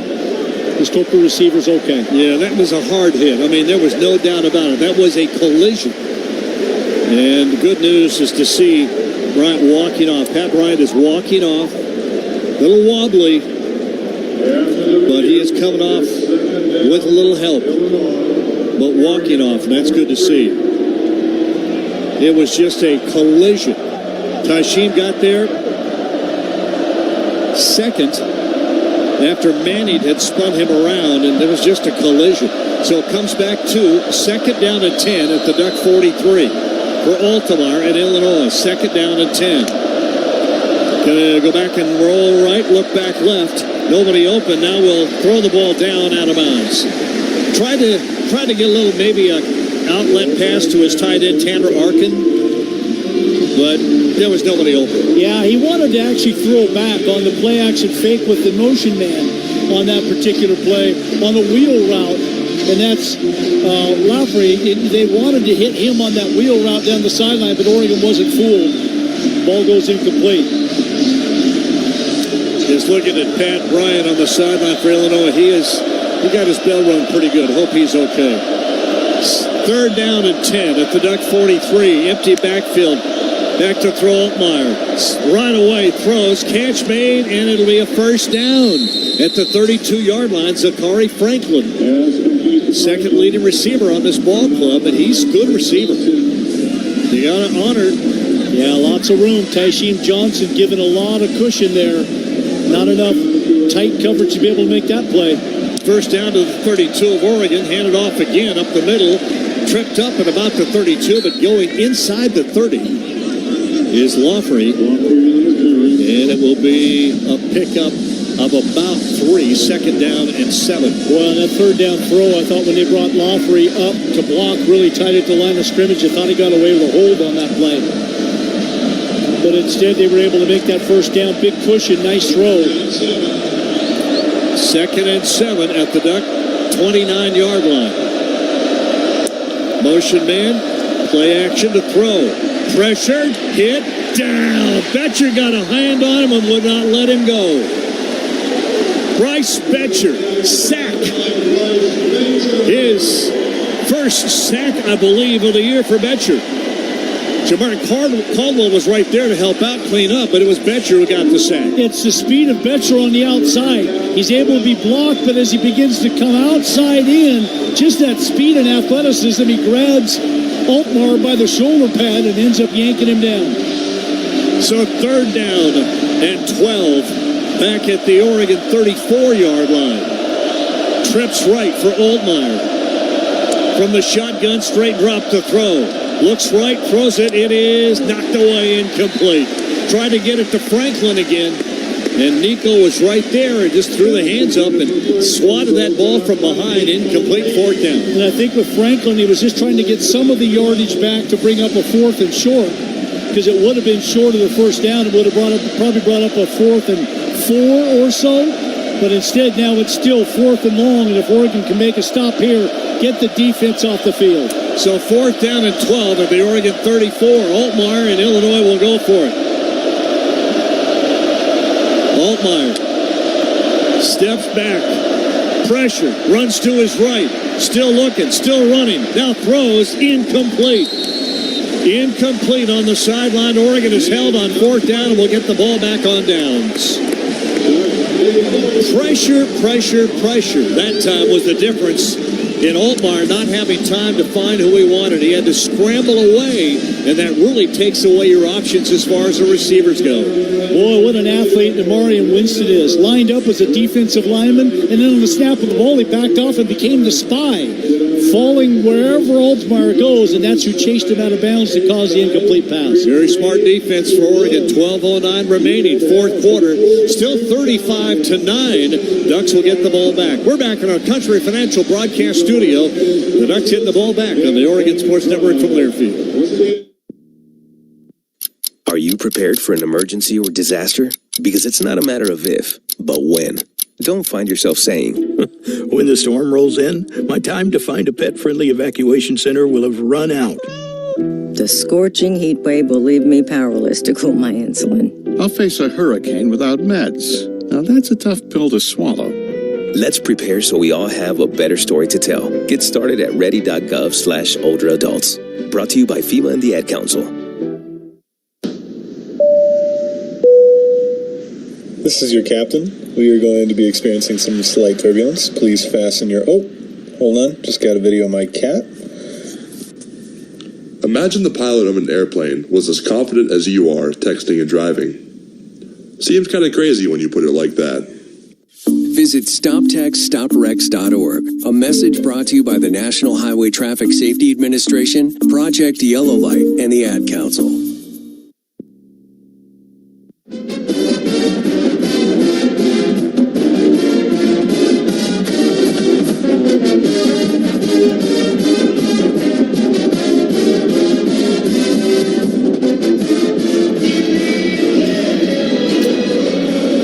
To the strains of Sweet Caroline, Neil Diamond here, and the fans love it. It's a fan favorite they can participate in. We got a chance to go to New York this summer and see a Broadway play about the life of Neil Diamond. And it was pretty amazing to find out that he didn't have that all-star Hollywood life that a lot of people think that he had. He had a rough one. But he turned out some unbelievable music. Neil Diamond. As we enter the 12:09 mark here in the fourth quarter, 35-9. Gabriel is 17 of 24, 275 yards, 3 touchdowns, and 1 interception. By the way, Duck football brought to you by U.S. Bank, proud supporter of Oregon Athletics. Together, there is nothing as powerful as the power of us. U.S. Bank, equal housing lender, member FDIC. Let me get you a Safeway scoreboard update. Big Ten Conference. Iowa, offensive powerhouse, 40-7 over Northwestern right now. Maryland getting beat by Minnesota, who's all of a sudden rejuvenated, 48-10. Here's first down Oregon. Gabriel handed off to James. Big hole goes left side and gets a quick 6 yards just across the 40. It'll be second down in about 4. 35-9. Oregon, 35 points in the first half, have not scored here in the second half. Illinois has been able to get some yardage here in the second half. They got none to speak of in the first half. Second down at 4. Gabriel's going to hand it off again. James goes outside, going to get the first down. Got a great block outside across the 50 to the 48-yard line. He had a block on the outside, taking the would-be tackler out, and he cut that play. Yeah, didn't read his block by Justice Lowe very well right there. Lowe had his man trapped to the outside. You got to cut it inside. Instead, he cut outside, and that's where the tackler was able to get to him a lot more easily. Big first down, though, to the 48 of Illinois. Left hash. 2 receivers out to the left, 1 to the right for Gabriel. And on first down to Snap, hand it off again. They're going to throw this time down the middle. Tez has got it up the middle. He just splits a couple of guys and goes down at the 31. First down, Oregon. Tez Johnson. Strike, boy, laser shot from Gabriel. 17 yards. First down to the 31 and put it at the 32-yard line where it will be first down. 10:45 left here in this game. 35-9 Oregon. Gabriel, James behind him in that pistol look. Motion man going left is Holden. Sets up shallow on the left side, comes back. Give it to James again. Little hole, squeezes through it for a very short gain. Closes in a hurry. James now Johnson with 6 catches for 102 yards. Tez, another 100-yard game and a touchdown. over 60 catches in the season so far. A lot of football still to be played. A lot of football to be played. 2nd down and 8. He got it to the 30. Illinois late bringing some subs into the game. Oregon still in a huddle. 15 on the play clock. And we'll break the huddle. Way out left goes Stewart. Tez to the right, close to the formation. The snap pitch, student body right. Lamar going to go outside, try to cut it back. Gets a little bit. He'll get to the 25. That's just a pitch, and everybody running right to block. Yeah, kind of student body right, isn't it? Yeah. And not in the I formation, as Lamar split out to the right. So when you pitch it, he's already outside, and that's what gives you the advantage a lot of times there. And Oregon had some advantage there, able to get it to the 26-yard line of Illinois, but still 4 yards to go for a first down. All 3 receivers go left. Stewart, Johnson, and Lowe. And Gabriel empties the backfield, back to throw. Looks left, looks middle. Now will step up, was going to run. Now he throws it away. Trying to get it to Stewart, but I actually think he wanted to get that ball to him, but he was running to his left, and the ball kind of sailed on him, didn't it? Yeah, and I'm not sure Stewart was ready for the ball either. I couldn't tell from up here if the ball was way outside or if he just wasn't ready for it. He's looking around the field. He hadn't turned around yet. So 4th down, and Oregon will go for the field goal try from the 34-yard line. From the 34, this is Boyle. So a 44-yard field goal try for Andrew Boyle. Lasso to hold, or to snap, James to hold. Snap, place, kick on the way, plenty long enough, and he nails it. That's our All-State field goal for the ball game with that good kick, good hands at All-State. Contribute to the next General Scholarship Fund. Thank you, All-State. And we'll take the timeout with a 38-9 Oregon lead with still 9:04 left in this football game in the 4th quarter. Still a beautiful day here at Autzen Stadium. A little more breeze kicking up. From our Country Financial broadcast studio, we're back on the Oregon Sports Network from Learfield. Dear autumn leaves, you won't be covering roads alone this season. Take on fall in the powerful Toyota Tundra or tackle trails in a Tacoma. Head to Toyota.com for more info. Toyota, let's go places. Before getting together with friends during pregame turned into an epic tailgate party, someone had to bring the 6-pack of Kona Big Wave. Kona Big Wave, bring the aloha. Copyright 2023 Kona Brewing Co., St. Louis, Missouri. Enjoy responsibly. Since 1894, the rivalry between Oregon and Oregon State has grown to a fever pitch. The 2024-25 rivalry series is in full force, and the action between the Ducks and Beavers will be exciting. Year after year, the student-athletes, coaches, and schools take great pride in being part of one of the longest rivalry series in the nation. The University of Oregon would like to thank Pacific North-South Plans, Albertson Safeway, Toyota, and First Interstate Bank as being the proud partners of this year's rivalry series. Ducks. Opportunity. Fighting Illini. Coach Lanning talks about it all the time. This is the next opportunity. From the Country Financial broadcast booth alongside Mike Jorgensen, here's the voice of the Ducks, Jerry Allen. Welcome back to Autzen Stadium. Didn't see this a little while ago. Mark Johnson, who is the play-by-play voice of the Colorado Buffalo, said he was on his drive into Boulder listening to us on the radio. Oh. So I think that was a couple hours ago. He's probably at work by now. Golden Tones Johnson. He's got the greatest voice. Cow. Oh, my gosh. And the nicest guy. Yeah, great guy. Dusty Hara down on the sideline. I didn't hear what you had to say. What'd you say? And he's got the cowboy hat. Yeah, you know, he's got the pipes and the cowboy hat. He's living the Boulder life. Oh yeah, he's got the boots. Yeah. It's real. The fresh mountain air. Yeah, fresh mountain air. He talked to him. He lives kind of up on the foothills of the West Range of the Rockies. He's got a snowplow on his truck that he plows out the road that goes up to his house for the other people who live up there. He's just a great guy. Just a great guy. Well, 38-9, Oregon gets points on the board for the first time in the second half. Drive was okay, got great field position. Yeah. But they couldn't really finish. 7 plays, 40 yards, and 3:05 with Boyle's 44-yard field goal to a dry summary. So Oregon gets their points on the board here in the second half. 38-9, 9:04 left in the game. Kickoff coming up. This will be Sappington to boot the ball away. Kadari Wilcher is deep at the goal line. The approach to the ball, foot into it, very high, not very deep at all the way up around the 5-yard line. Return. Wilcher's going to go to the 10, the 20, go outside, 25 to 30, cuts it in across the 30 to the 32-yard line. Kadari Wilcher, he averages 17.5 yards a carry when he does return one. That's his 6th return of the year, and that's pretty decent field position. Dante Manny finally able to get him down. Not one of the better kickoffs we've seen from Sappington. And again, tough to tell what the wind's doing down there. As Dusty said when he came up there at halftime, it's kind of swirling at times, but right now it doesn't look like it's blowing in any way that would affect kickers. So shotgun again for Altmaier.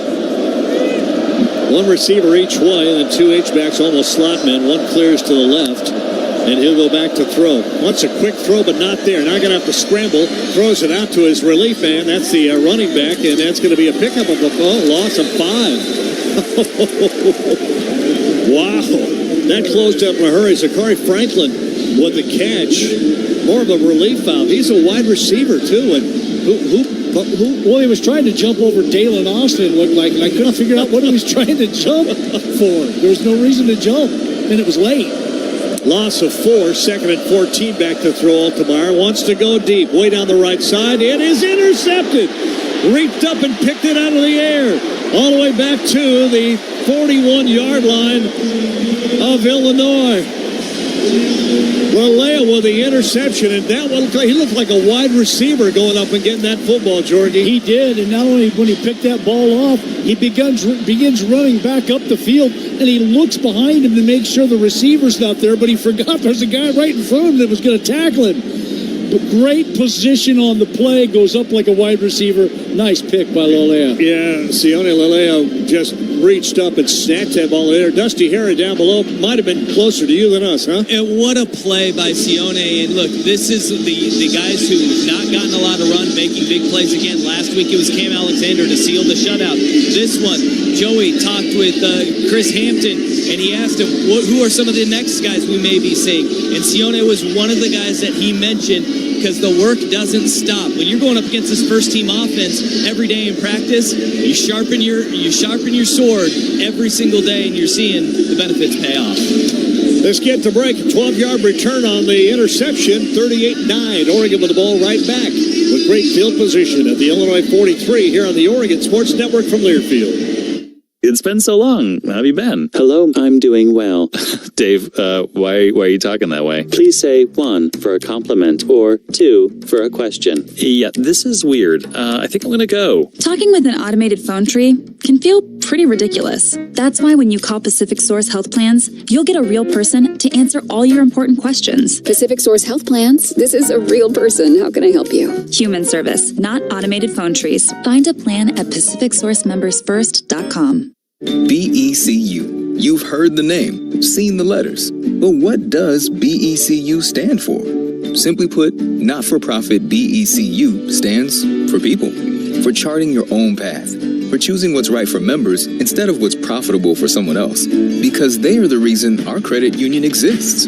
So we do everything in our power to help them reach their financial goals. BECU. Power in people. All Pacific Northwest residents are eligible to join. Federally insured by NCUA.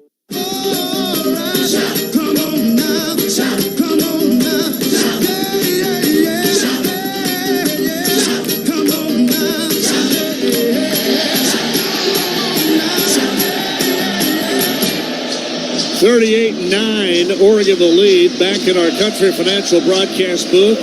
469 yards of offense for Oregon, 242 for Illinois. Oregon football sponsored by Pepsi, Bigfoot Beverages, and the Pepsi Go Ducks Game Day app. Download the app and follow the Ducks. Go Ducks, drink Pepsi. Well, what a job this Oregon defense has done on Luke Altmaier today, a guy who came in with 15 touchdown passes, only 1 interception, 1,500 yards passing. Today, 14 to 29, only 129 yards, 2 interceptions, and no touchdowns. So he's already doubled his interception total just in this game right here and has not added to his touchdown total. So great job by Oregon's defense today that has just really not allowed this Illinois offense overall to get into any type of rhythm. Way out to the right-hand side comes Jurion Dickey as a wide receiver. Got some new people in the ball game. We'll get it for Novosad at quarterback now. Lamar runs the ball out across the 41 to the 40-yard line. He'll pick up 3. It'll be 2nd down and 7. So Dickey in the ball game at a wide receiver. Also Janoris Wilson and Silva on the offensive line. Salah Piaga and Jeremiah McClellan. So some new bodies in the ball game with 7:47 remaining. Austin Novosad at quarterback now on 2nd down and 8. Going to turn to hand it off again. And Lamar almost gets free.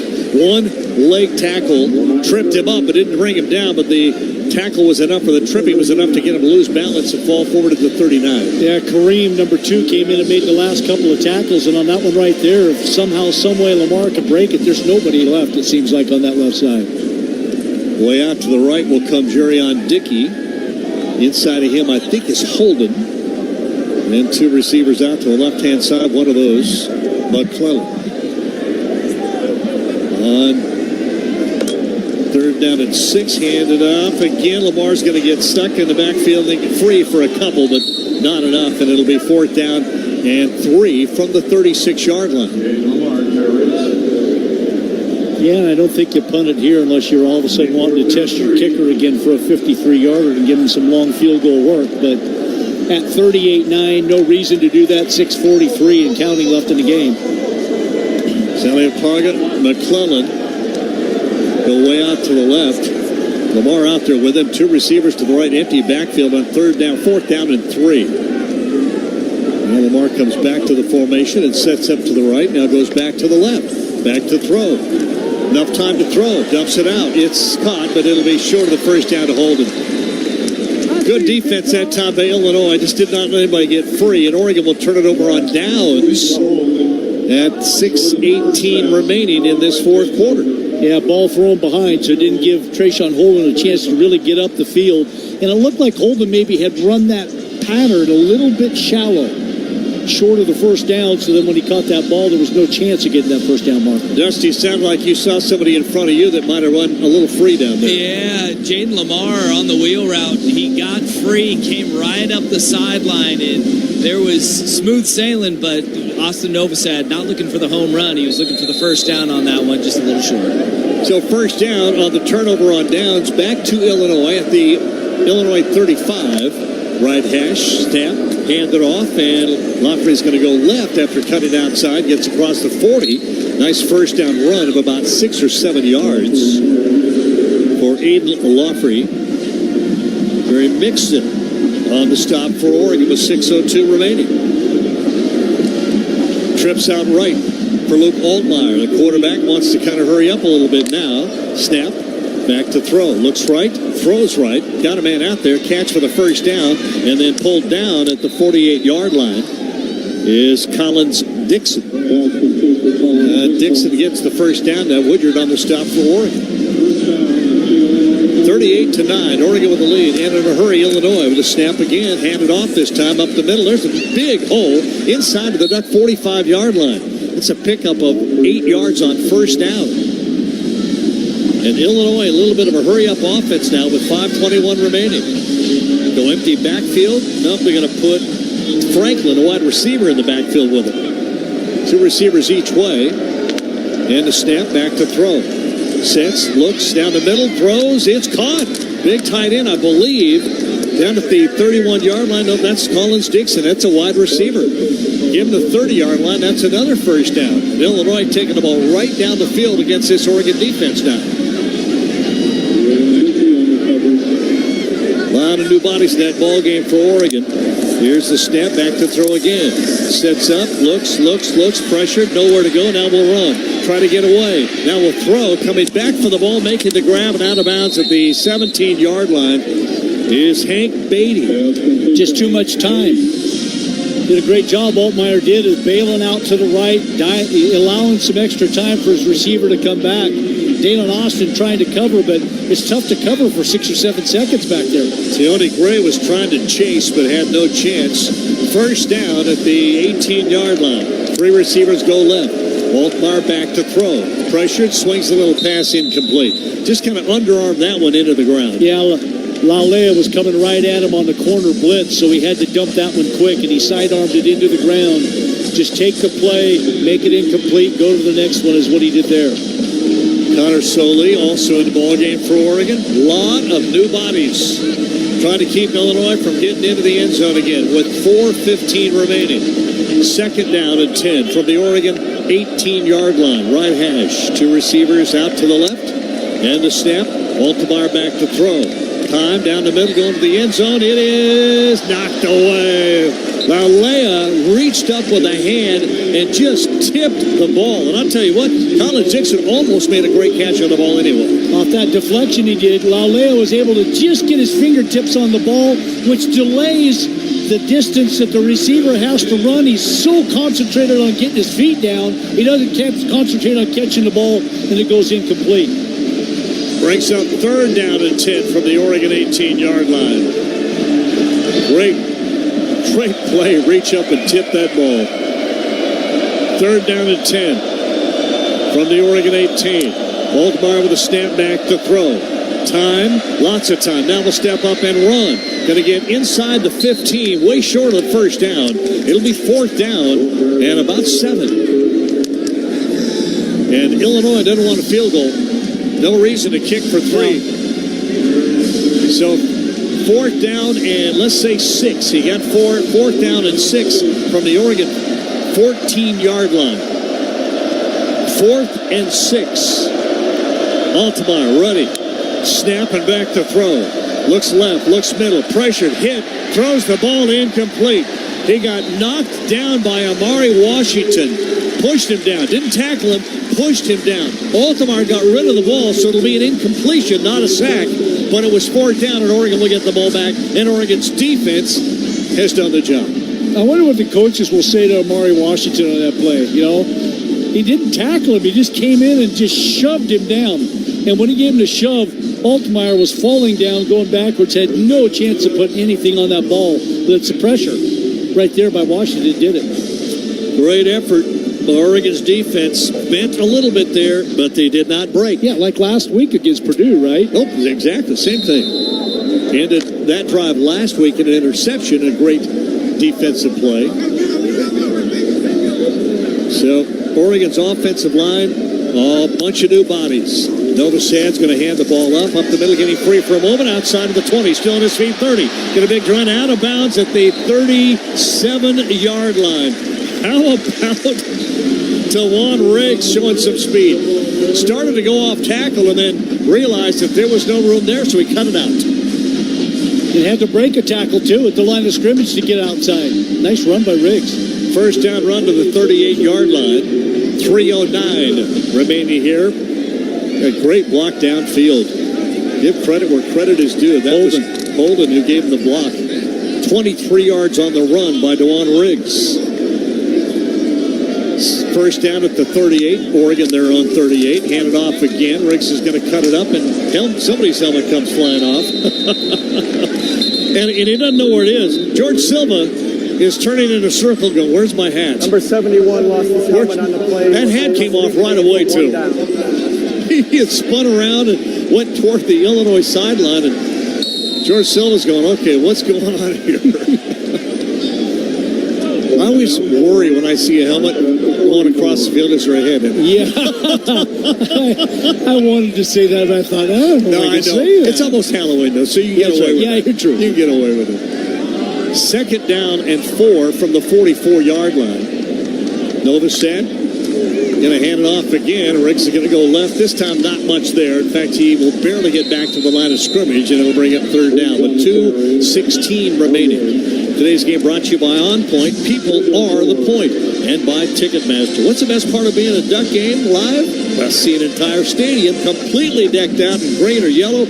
Let your true colors show. Score tickets today at Ticketmaster, the official ticket marketplace of your Oregon Ducks. We're going to time out for the 2-minute warning, so we will take it. 38-9. Oregon with the ball, and will more than likely just run a couple, 3 plays, and this ball game will be over. And we got through another football game day at Oregon where it never rains in Autzen Stadium. How about that? From our Country Financial broadcast booth, Ducks up on top with over 500 yards of offense here on the Oregon Sports Network from Learfield. Save a cartload of time with Safeway Drive Up and Go. Shop online at Safeway.com. Head to the store and we'll bring your groceries right to your car. Everything you need, from milk, eggs, fresh meat, and produce, and much more. Delivered right to your car. No need to leave the car or stand in line. And the best part, your groceries will be ready for pickup in just a few hours. Shop, drive up, and go at Safeway.com. This season, the Ducks have their eyes on the ball, and fans have their eyes on the bundle, the McDonald's Game Day Bundle. Score big with the new cheeseburger pack, including 2 of the classic cheeseburgers you love, a 20-piece chicken McNuggets, and 2 medium orders of our world-famous fries, all for just $14.99, only on the app. Must opt into rewards at participating McDonald's, valid through 2024-25 football season. Ba-da-ba-ba-ba.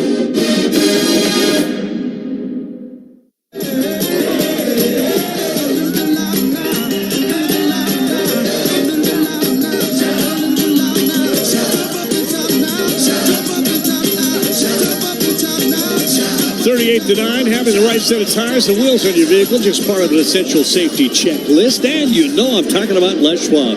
Les Schwab Tires offers free pre-safety checklist. Brakes, battery, alignment, suspension, and steering. Stop by anytime or schedule your appointment online at leschwab.com. Les Schwab Tires, doing the right thing since 1952. It's time to spotlight today's best in the game, brought to you by Old Dominion Freight Line. And what a day it was for Noah Whittington. He ran hard, he ran fast, he ran over people. 7 carries, 56 yards, and a touchdown, a highlight touchdown run, by the way, to run right over the top of an Illinois player at the goal line. So Noah Whittington, 7 catches, 7 rushes, 56 yards, a touchdown. Let's see if he added. I got to get on down here a little bit further. Noah Whittington also had 2 catches for 20 yards and a touchdown. So 2 touchdowns today. Great game for Noah Whittington. The last couple of games has been fantastic, and that's what you need is depth at that tailback position with he and Jordan James. Old Dominion Freight Line works hard to be the best in the game and is proud to support those striving to be the best in theirs, and that's Noah Whittington. They just highlighted him on the CBS broadcast, too. So good timing, Jorgie. They think he had a great day as well. 3rd down and 3. Novosak's back to throw. Going to go down. Catch made, first down. McClellan again across the 50-yard line to the 49-yard line. And a first down for Oregon with 1:54 remaining. Nice throw by Novosak. Nice catch and turn for the first down and more. 38-9. Ducks 1:43 seconds away from going 8-0 and headed on the road to the big house next week, Michigan. Holding way out to the right alone. This is going to be a handoff, and Riggs going to go up the middle, get a little free, got to the outside, got a little more, and we'll get 9, almost 10 yards on a great run, cutting it to the outside. And somebody needs to tell your quarterback, don't put your body out there blocking. Novosak said, don't tell me that. I want my running back to get some yards. And teammates love to see it. Oh, yeah. Quarterback gives up his body. Teammates just absolutely love it. So, 2nd down and a couple with under a minute to play. 56 seconds, and Oregon may go victory formation here. Nope, they're going to go regular shotgun for Novosak on 2nd down and a yard. Snap and hand it off. Riggs will get the first down and fall to the 35-yard line. That'll be a first down. And they'll stop the clock to move the chains, but Oregon's probably not going to have to run another play. It looks like one, maybe. 40 seconds. Yeah, the play clock is running, so they will. It's about 3 or 4 seconds difference between the play and the game clock, so they'll run a play. And Oregon will go safe formation.